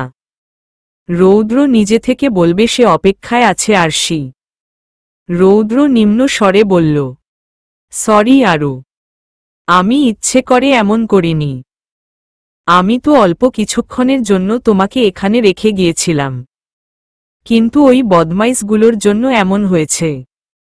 আরশি কপাল কুঁচকে তাকাতেই রৌদ্র থতমত খেয়ে যায়। আমতা আমতা করে আবারও বলল, মানে নির্বাণ আর তোমার ফ্রেন্ডগুলো আমাকে আটকে রেখেছিল। ওদেরকে একটা কাজ করতে দিয়েছিলাম, তাই একটু দেরি হয়েছে। কিন্তু যখন তোমার কাছে আসতে চেয়েছি তখনই আমাকে বাধা দেয়। তাদের নাকি বকশিশ লাগবে। বকশিশ দেওয়ার পরেও আটকে রেখেছিল, তারপর নীল সবাইকে বুঝিয়ে সুজিয়ে আমাকে আসতে দিয়েছে। আমাকে এখানে আটকে কেন গিয়েছিলেন? আরশির গম্ভীর কণ্ঠে রৌদ্র আহত দৃষ্টিতে তার দিকে তাকাল। আরশি গম্ভীরতার সঙ্গে বসে আছে বেঞ্চিতে। রৌদ্র একটা দীর্ঘশ্বাস ফেলে কোনো কথা না বলে রুমে চলে যায়। কয়েক সেকেন্ডের মাথায় আবারও ফিরে আসে রৌদ্র, হাতে অনেকগুলো সূর্যমুখী ফুল। রৌদ্র আরশির সামনে এসে হাঁটু গেড়ে বসে পড়ে চোখ বন্ধ করে একটা শ্বাস নিল। আরশির দিকে শীতল চাহনি নিক্ষেপ করে বলল, রৌদ্র আর রুদ্রাণীর নতুন জীবন এই সূর্যমুখী দিয়ে শুরু করতে চাই আরও। তোমাকে কতটা ভালো রাখতে পারবো জানি না, তবে নিজের সর্বোচ্চটা দিয়ে তোমাকে ভালো রাখার চেষ্টা করব। তোমাকে ঠিক কতটা ভালোবাসি বলে বুঝাতে পারবো না, তবে আমি চাই আমাদের ভালোবাসা যেন কখনো পুরনো না হয়। আমাদের ভালোবাসা কখনো অতীত হোক, সেটা আমি চাই না। আরশির দিকে রৌদ্র ফুলগুলো এগিয়ে দেয়। আরশি রৌদ্রর দিকে অপলকভাবে কিছুক্ষণ তাকিয়ে থাকে। মুচকি হাসি দিয়ে আরশি সূর্যমুখী ফুলগুলো নিজের হাতে তুলে নিল। সরু চোখে রৌদ্রর দিকে তাকিয়ে জিজ্ঞেস করল, এই ফুলের জন্য এত দেরি হয়েছে? রৌদ্র মাথা নাড়িয়ে হ্যাঁ জানায়। আরশি রৌদ্রর দিকে হাত বাড়িয়ে দেয় উঠে আসার জন্য। রৌদ্র আরশির হাত ধরে তার পাশেই বসে পড়ে। দুজনে কিছুটা সময় চুপচাপ একে অপরের হাত ধরেই বসে থাকে। নিস্তব্ধতা ভেঙে আরশি রৌদ্রর দিকে চেয়ে বলল, রোদ, আপনার কাছে কিছু চাইলে আপনি আমাকে দিবেন? রৌদ্র হালকা হেসে বলল, একটি বার চেয়েই দেখো তুমি। আরশি ফুলগুলোর দিকে তাকিয়ে শান্ত গলায় বলল, আমাকে কথা দিন আপনি কখনো পাল্টাবেন না। আমি আমার শেষ নিঃশ্বাস পর্যন্ত আপনাকে এই রূপেই দেখতে চাই। রৌদ্র আরশির হাত আরও শক্ত করে নিজের মুঠোয় বন্দি করে নিল। মুচকি হাসি দিয়ে বলল, কথা দিচ্ছি রৌদ্র আর রুদ্রাণীর ভালোবাসা কখনো পুরনো হবে না। হবে না কখনো অতীত। না হবে মলিন, ধূসর বর্ণহীন। আমাদের ভালোবাসা সবসময় সূর্যের আলোর মতো উজ্জ্বল হয়ে থাকবে। তবে যদি কখনো আমার ভালোবাসার বউয়ের কিছু হয়ে যায় তাহলে তোমার এই হার্টের ডক্টর নিজেই হার্ট অ্যাটাক করে মরে যাবে। কথা বলেই রৌদ্র শব্দ করে হেসে ওঠে। আরশি তার দিকে ভ্রু বাঁকিয়ে তাকিয়ে আছে। রৌদ্র হাসি থামিয়ে আবারও বলল, সত্যি বলছি, তোমার কিছু হয়ে গেলে আমি সত্যিই হার্ট অ্যাটাক করে সাথে সাথেই মরে যাব। আরশি রৌদ্রর দিকে তীক্ষ্ণ দৃষ্টি নিক্ষেপ করে রাগান্বিত কণ্ঠে বলল, আপনার কি আজে বাজে কথা না বললে হয় না? অসহ্যকর। আমি তোমাকে ভালোবাসি মিসেস আরু, অনেক ভালোবাসি। হঠাৎ করেই রৌদ্রর মুখে ভালোবাসার কথা আরশি ভ্রু কুঁচকে ফেলে। পরক্ষেই লজ্জায় মাথা নিচু করে ফেলে। কিছুটা সময় নিয়ে নিম্ন স্বরে বলে, আমিও আপনাকে ভালোবাসি রোদ। রৌদ্র আরশির লাজুক চেহারা দেখে হাসল। আবারও দুজনের মাঝে একঝাঁক নীরবতা এসে হানা দিল। যদি বলি আমার প্রতিটা রাত তোমার কোলে চাই, বলো ঠোঁটের ছোঁয়ায় আদর মাখাবে গালে? যদি বলি হ্যাঁ হাসছি আমি শুধুই তুমি আমার তাই, বলো ছেড়ে তো দেবে না কখনো মনের ভুলে? আজ দ্বিতীয়বারের মতো আরশির রৌদ্র কণ্ঠে গান শুনছে। রৌদ্রর কণ্ঠে গান শুনে মুগ্ধ হয়ে অপলকভাবে রৌদ্র দিকে তাকিয়ে আছে আরশি। গোধূলি আকাশ মুছে দিল সাজ। অযথা দূরে তবু তুমি আজ, অভিমানী ভুল ধরবে আঙ্গুল, মন করে বায়না, তুমি কি আমায় করবে পাগল? শাড়ির আঁচল, চোখের কাজল, প্রেমে তুমিও পড়ে যাবে হায়, দেখো যদি আয়না। আরশির রৌদ্রর দিক থেকে চোখ ফিরিয়ে নেয়। রৌদ্রর কাঁধে মাথা রেখে চোখ বন্ধ করে গাইতে লাগল। বাঁচি এই বিশ্বাসে, শেষ নিঃশ্বাসে তোমাকেই পাশে চাই, তুমি না থাকলে আমি শূন্য এ মহাদেশে। যদি ঘুমিয়েও পড়ি, শেষ ঘুমে আমি তবুও তোমাকে চাই, তুমি স্বপ্নেই এসো রূপকথার ওই দেশে। রৌদ্র আরশিকে বুকের সাথে জড়িয়ে ধরে। আরশির মাথায় আলতো করে ঠোঁট ছুঁয়ে দিয়ে আবারও গান গাইতে লাগল। আমি বুকের মাঝে ঝাপটে জড়িয়ে, যত কথা আছে সবই তোমাকেই বলি, আমি কান পেতে সেই মনের গভীরে লুকোনো যন্ত্রণা শুনে ফেলি। আরশি রৌদ্রর কাঁধে মাথা রেখেই ঘুমিয়ে পড়েছে। রৌদ্র গান থামিয়ে আরশির দিকে তাকায়। ঘুমন্ত অবস্থায় লাল শাড়িতে মোহনীয় লাগছে আরশিকে। রৌদ্র আরশির কপালে গভীরভাবে নিজের ওষ্ঠদয় ছুঁয়ে দিয়ে বলল, তোমার কিছু হলে এই রৌদ্র কখনো ঠিক থাকতে পারবে না রুদ্রাণী। তোমাকে ছাড়া একদিন থাকাও আমার জন্য খুব কষ্টকর। আল্লাহর রহমতে কোনো ঝামেলা ছাড়াই বিয়েটা হয়ে গেল।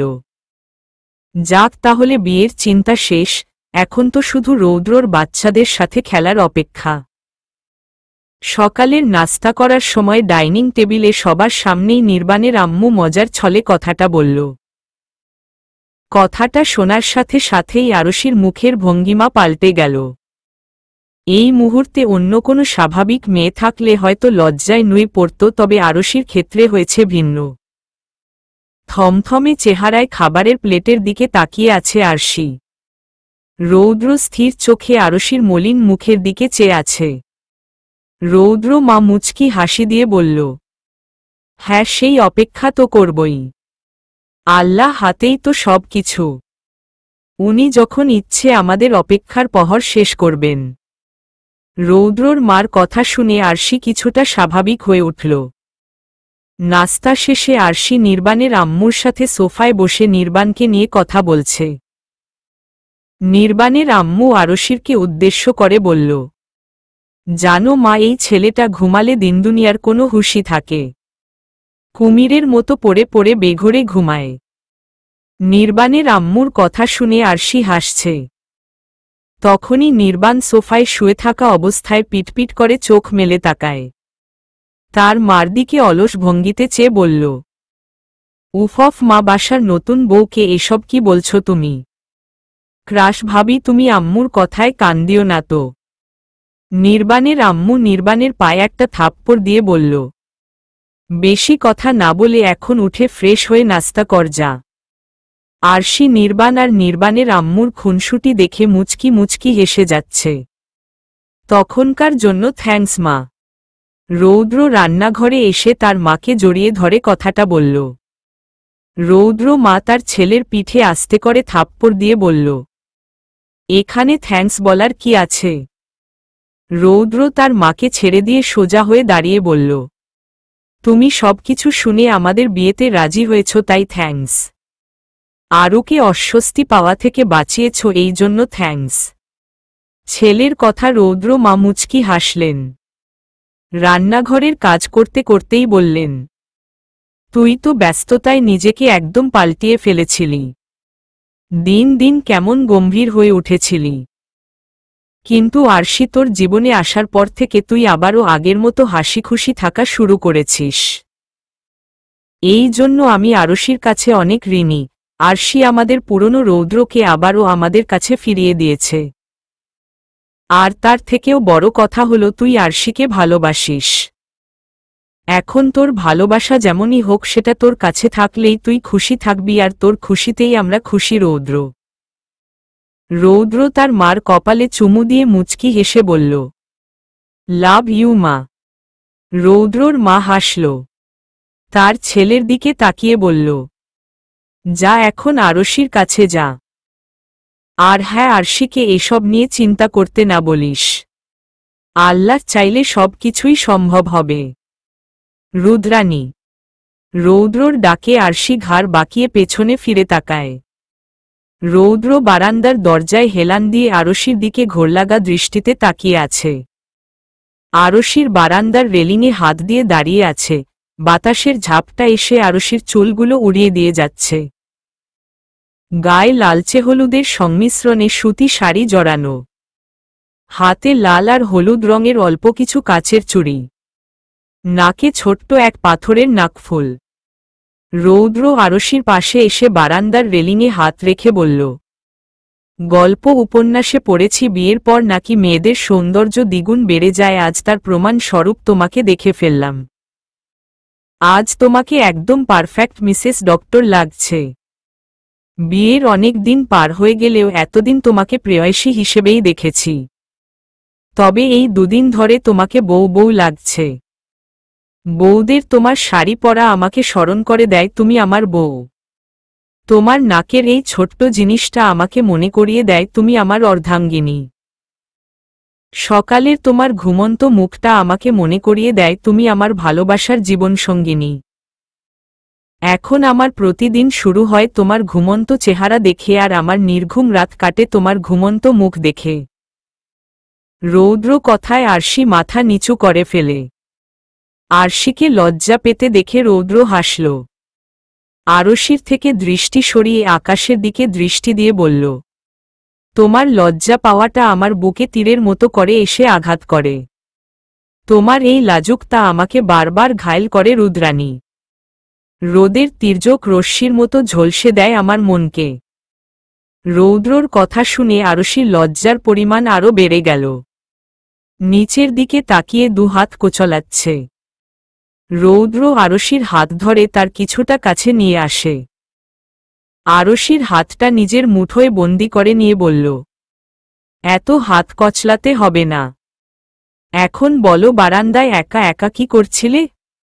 আরশি একটা জোরালো শ্বাস ফেলে নিজেকে স্বাভাবিক করে মাথা তুলে তাকিয়ে নিম্ন স্বরে বলল, কিছু না, এমনিতেই দাঁড়িয়েছিলাম।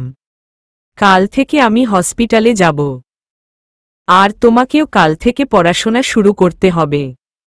আরশি ভ্রু বাঁকিয়ে রৌদ্রর দিকে চেয়ে বলল, দুদিন যেতে না যেতেই শুরু হয়েছে আপনার পড়া করে জ্ঞান দেওয়া।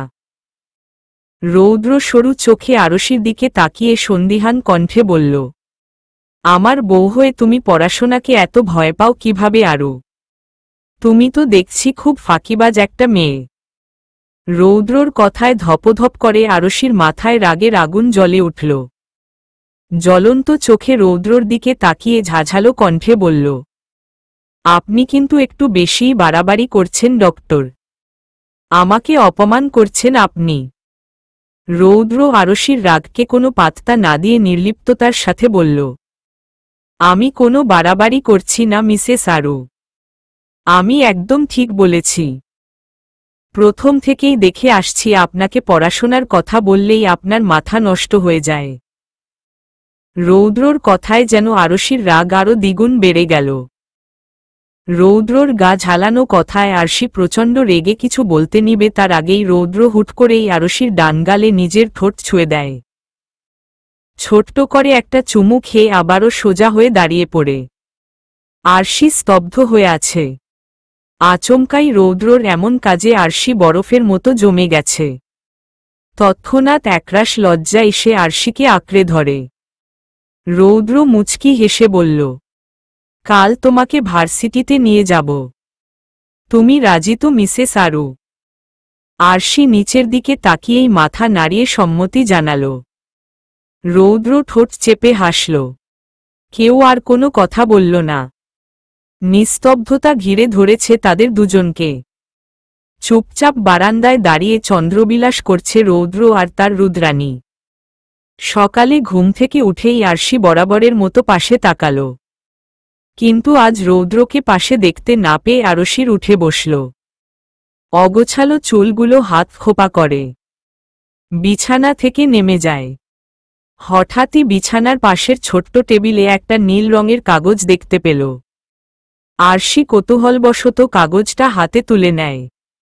বিস্ময় নিয়ে কাগজের ভাঁজ খুলতেই আরশির ঠোঁটের কোণে হাসি ফুটে উঠল। প্রিয় রুদ্রাণী, অনেক দিন পর তোমাকে চিঠি লিখলাম। নিশ্চয়ই আমার চিঠির অপেক্ষায় ছিলে, তাই না রুদ্রাণী? দুঃখিত, ব্যস্ততার জন্য তোমাকে চিঠি লেখার সুযোগ হয়ে ওঠেনি।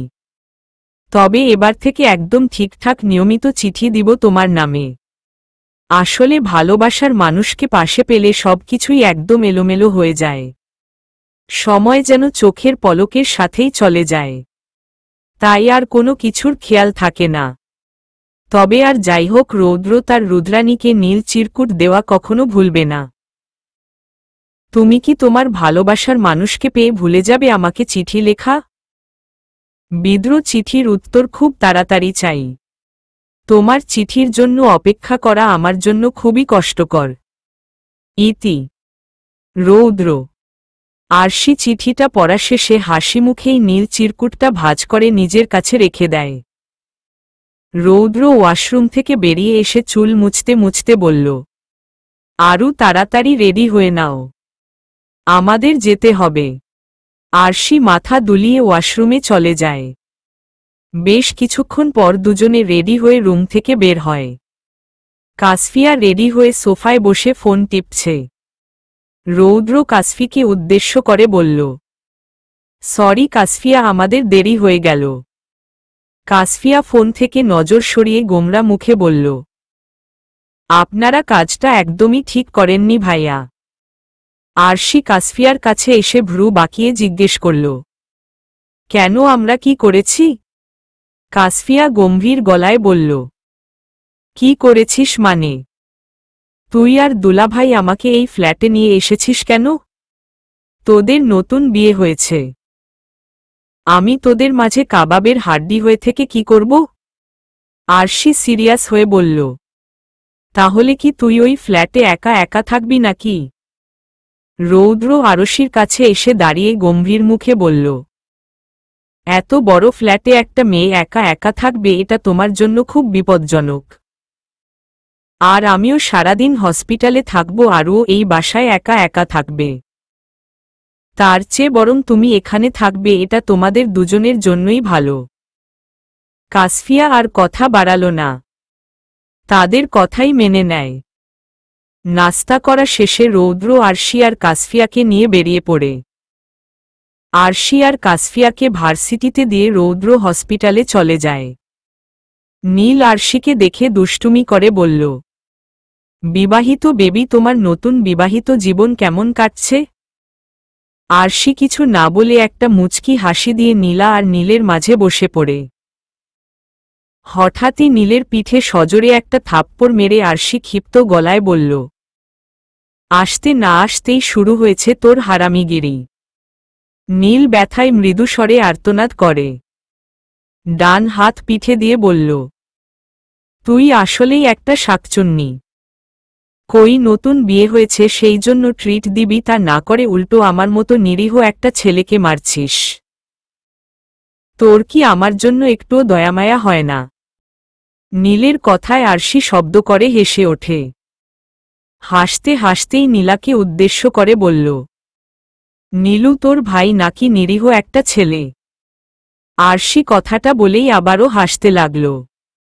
আরশির সাথে সাথে নীলা, কাসফিয়া আর আদ্রাফও হাসছে। নীল তাদের দিকে তীক্ষ্ণ দৃষ্টি নিক্ষেপ করে ধমকের স্বরে বলল, দাঁত কেলানো বন্ধ কর তোরা। নীলের কথা শুনে সবাই আরও বেশি করে হেসে ওঠে। হাসি ঠাট্টার মাঝে হঠাৎ করেই আদ্রাফ বলল, দোস্ত, আমি আমার আর কাসফির সম্পর্কের কথা বাসায় জানিয়ে দিয়েছি। আদ্রাফের কথায় সবাই থমকে যায়।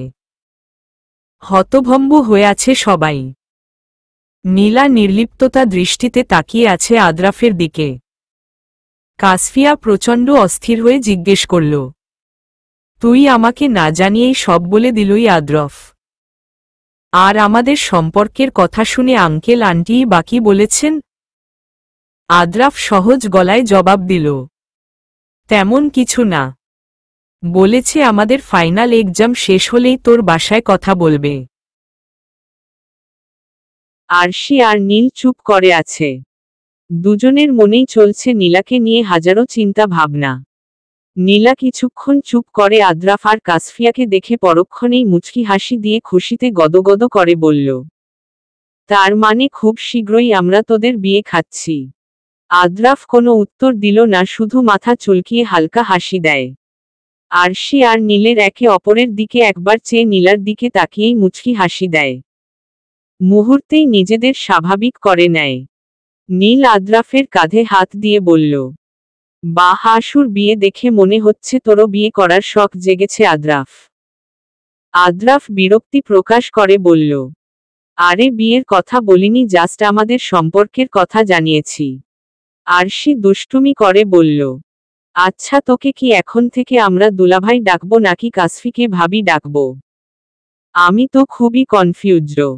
কাসফিয়া তীক্ষ্ণ দৃষ্টিতে আরশির দিকে তাকায়। সাথে সাথেই নীলা, আরশি আর নীল ঝংকার তুলে হেসে ওঠে।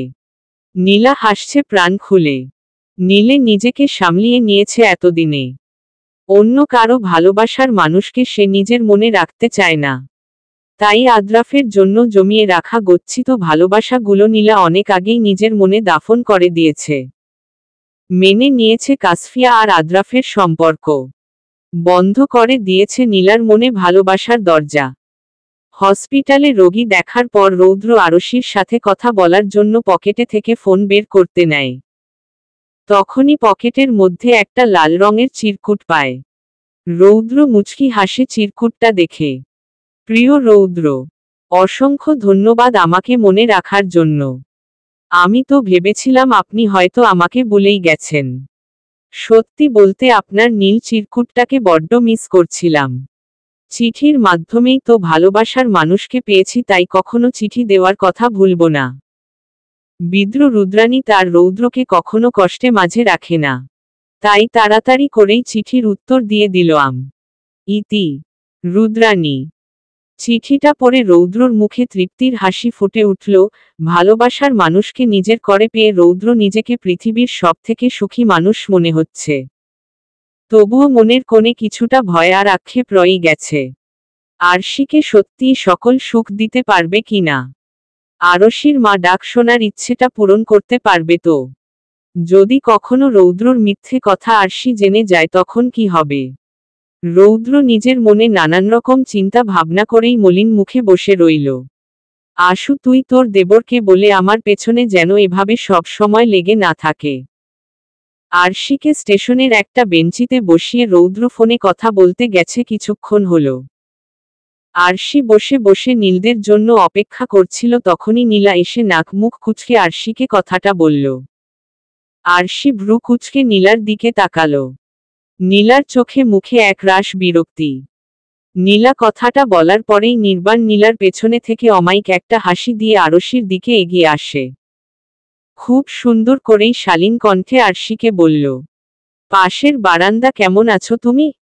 আরশি মুচকি হাসি বলল, আলহামদুলিল্লাহ ভালো, আপনি কেমন আছেন নির্বাণ আর চোখে নীলার দিকে তাকিয়ে বলল, ভালো তো থাকতে চাই, কিন্তু কেউ আমাকে ভালো থাকতে দেয় না গো ক্রাশ ভাবি। আরশি নির্বাণের কথায় ঠোঁট চেপে হাসে। নীলা গাল ফুলিয়ে রাগান্বিত কণ্ঠে বলল, আশু, তুই কি ওনাকে কিছু বলবি? আরশি হাত দুটো আড়াআড়ি ভাবে ভাঁজ করে সিরিয়াস হয়ে জিজ্ঞেস করল, কেন, কি হয়েছে নীলু? কি হয়েছে তুই জানিস না? উনি সব সময় আমাকে এত খেপায় কেন? মাত্রই দেখা হলো আর উনি সাথে সাথেই শুরু করে দিয়েছে আজে বাজে কথা বলা। নীলা নাক ফুলিয়ে কথাগুলো বলল।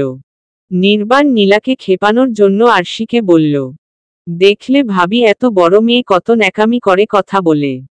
আমি ওকে কিছুই বলিনি, ও সব বানিয়ে বানিয়ে বলছে তোমাকে। তোরা কেউ কারো থেকে কম না নির্বাণ। রৌদ্র পকেটে দুহাত গুজে দিয়ে নীলের সাথে আস্তে আস্তে কথাটা বলল। নীল হাসি মুখে আরশির পাশে এসে দাঁড়ায়। আরশির মাথায় আস্তে করে একটা থাপ্পড় দিয়ে বলল, কিরে বিবাহিত বেবি, কেমন আছিস? আরশি নীলের দিকে তীক্ষ্ণ দৃষ্টি নিক্ষেপ করল।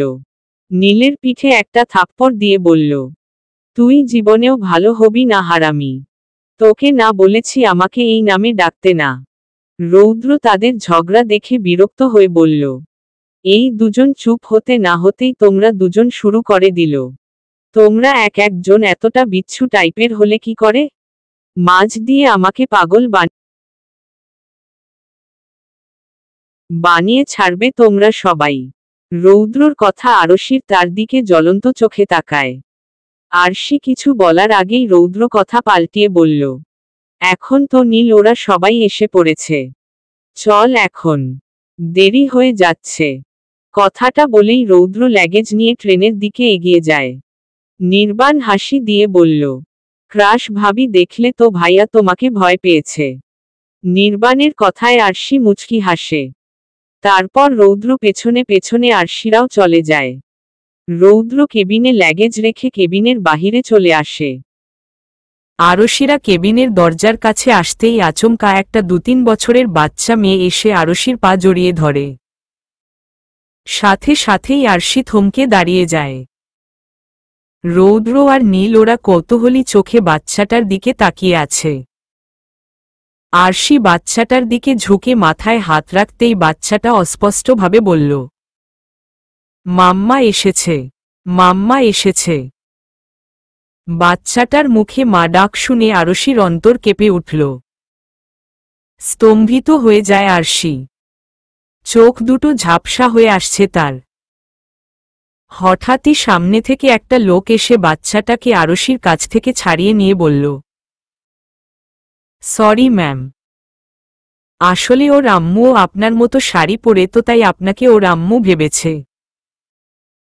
সরি আপনাদের ডিস্টার্ব করার জন্য। রৌদ্র আরশির মলিন মুখের দিকে তাকাতেই বুক চিরে একটা দীর্ঘশ্বাস বেরিয়ে আসল। আরশির দিক থেকে চোখ ফিরিয়ে নিয়ে মুখে হাসি টেনে নেয়। লোকটার কাঁধে হাত দিয়ে বলল, সমস্যা নেই বাচ্চা মানুষ, ভুল হতেই পারে। রৌদ্র কথায় লোকটা সৌজন্যমূলক হাসি দেয়। বাচ্চাটাকে কোলে নিয়ে পাশের কেবিনে চলে যায়। আরশি এখনো স্থির হয়ে দাঁড়িয়ে আছে। নীল আরশিকে এভাবে চুপ থাকতে দেখে একটা তপ্ত শ্বাস ফেলে। মুখে হাসি টেনে আরশিকে হালকা ধাক্কা দিয়ে বলল, কিরে শাকচুন্নি, এখানেই মূর্তির মতো দাঁড়িয়ে থাকবি নাকি? আমার পা ব্যথা করছে, চল চল ভিতরে চল। নীলের ধাক্কায় আরশি স্তম্ভিত ফিরে। রৌদ্র দিকে এক পলক তাকিয়ে চুপচাপ কেবিনে ভেতর চলে আসে।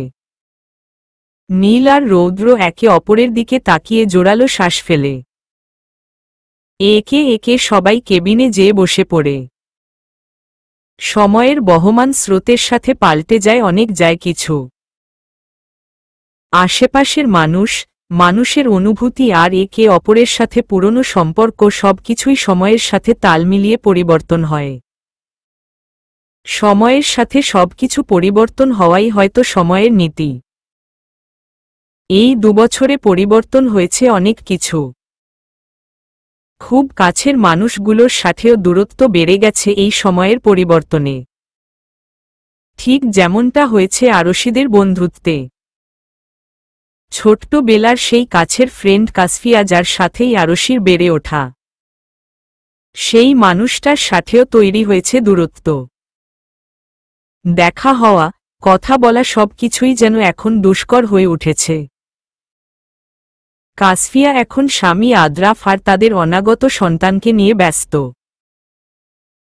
ফ্রেন্ড সার্কেলের সবথেকে হারামি, দুষ্টু ছেলে নীলও এখন মনোযোগ দিয়ে বাবার ব্যবসায় সারাদিন পার করে দিচ্ছে। সবথেকে আবেগী নীলা নিজের ভাঙাচোরা হৃদয়টাকে নিজ হাতেই জোড়া দিয়ে এখন পাথরের ন্যায় মজবুত করে তুলেছে। উর্মচণ্ডী নির্বাণও এখন তার প্রেয়সীর ভালোবাসা পাওয়ার জন্য দিন রাত ছটফটিয়ে ওঠে। সারাদিন হাসি মুখে মেয়েটাকে জ্বালাতন করলেও দিন শেষে অন্ধকারের মাঝে নিজেকে গুটিয়ে নেয়।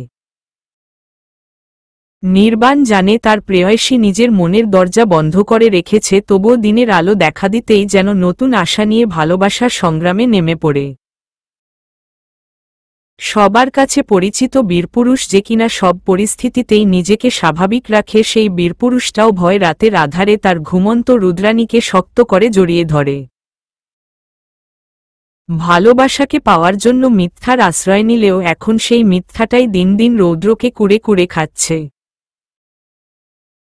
সময়ের সাথে সাথে যেন তার রুদ্রাণীকে হারিয়ে ফেলার ভয় তাকে চারদিক থেকে চোরাবালির মতো আঁকড়ে ধরছে। সবার সামনে নিজেকে স্বাভাবিক হাসিখুশি রাখা আরশি এখন রাস্তাঘাটে ছোট ছোট বাচ্চা দেখলেই ভেতর ভেতর ডুকরে কেঁদে ওঠে। মা ডাক শোনার জন্য বেকুল হয়ে যায়। এত এত পরিবর্তনের মাঝেও কিছু কিছু জিনিস পরিবর্তন হয়নি। রৌদ্র আর রুদ্রাণীর নিয়মিত চিঠি আদান প্রদান কথা সেই আগেই মতোই রঙিন হয়ে আছে।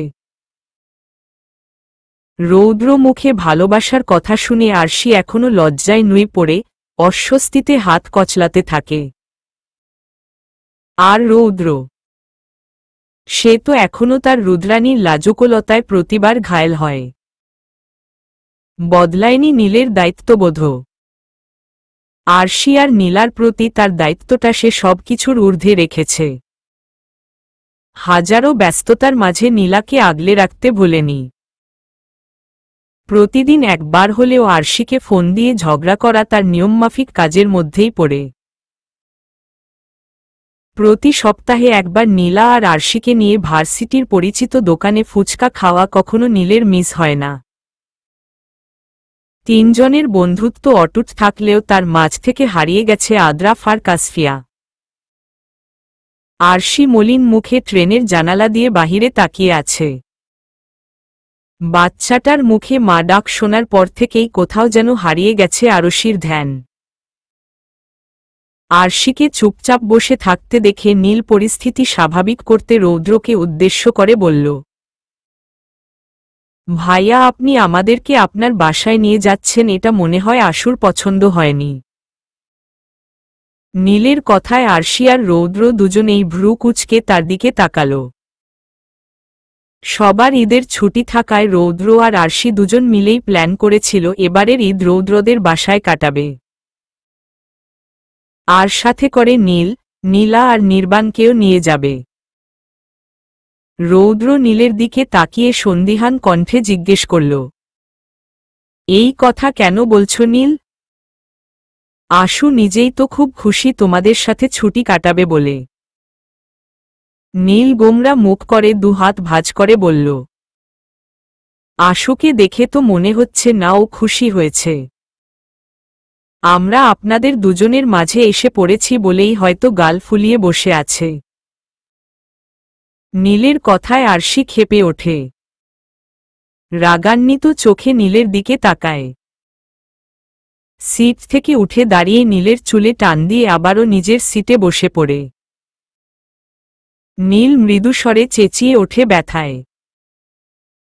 চুলে হাত বুলিয়ে মিনমিনিয়ে বলল, দেখলেন ভাইয়া, সত্যি কথা বললেই দোষ। রৌদ্র, নির্বাণ আর নীলা মিটমিটিয়ে হেসে যাচ্ছে আরশি নীলের ঝগড়া দেখে। আরশি রাগে গজগজ করে বলল, নীল, একদম ফালতু কথা বলবি না বলে দিলাম। সব সময় 10 লাইন বেশি বোঝা বন্ধ কর। তোর সাথে থেকেই তো 10 লাইন বেশি বোঝা শিখেছি, তাই না রে নীলু? নীলের কথায় নীলা হকচকিয়ে উঠে। অপ্রস্তুত হয়ে বলল, দেখ নীল, সব সময় তোরা নিজেদের ঝগড়ার মাঝে আমাকে ফাঁসিয়ে দিবি না বলে দিচ্ছি। তোরা দুজন তো ঠিকই থাকিস, শেষে দেখা যায় আমাকেই বোকা বানিয়ে দিস তোরা। নীলার কথায় কেবিনের সবাই হো হো করে হেসে ওঠে। নির্বাণ হাসতে হাসতে নীলাকে বলল, বোকা মানুষকে আর কিভাবে বোকা বানাবে? নির্বাণের কথায় সবার হাসির পরিমাণ আরও বেড়ে যায়। নীলা সরু চোখে নির্বাণের দিকে তাকাল। আরশিকে উদ্দেশ্য করে রাগী কণ্ঠে বলল, আশু, তুই কি তোর দেবরকে কিছু বলবি? আরশি কোনো রকম নিজের হাসি চেপে রাখে। বড় বড় চোখ করে নির্বাণের দিকে তাকিয়ে শাসনের সুরে বলল, নীর, আপনাকে কতবার বলবো সবসময় সবার সামনে সত্যি কথা বলতে হয় না। আরশি কথাটা বলেই ফিক করে হেসে দেয়। রৌদ্র মুগ্ধ হয়ে তার রুদ্রাণীর হাসি মুখ খানা দেখে যাচ্ছে। তোমার মলিন মুখটা আমাকে বড্ড কষ্ট দেয় রুদ্রাণী। বারবার মনে হয় আমি হয়তো তোমার ইচ্ছে পূরণে ব্যর্থ হয়ে যাচ্ছি আরও। আমি তোমার মুখে সবসময় হাসি দেখতে চাই। তোমার হাসির জন্য এই রৌদ্র সবকিছু করতে রাজি। রৌদ্র মনে মনে কথাগুলো ভেবেই একটা তপ্ত শ্বাস ফেলে। চলবে।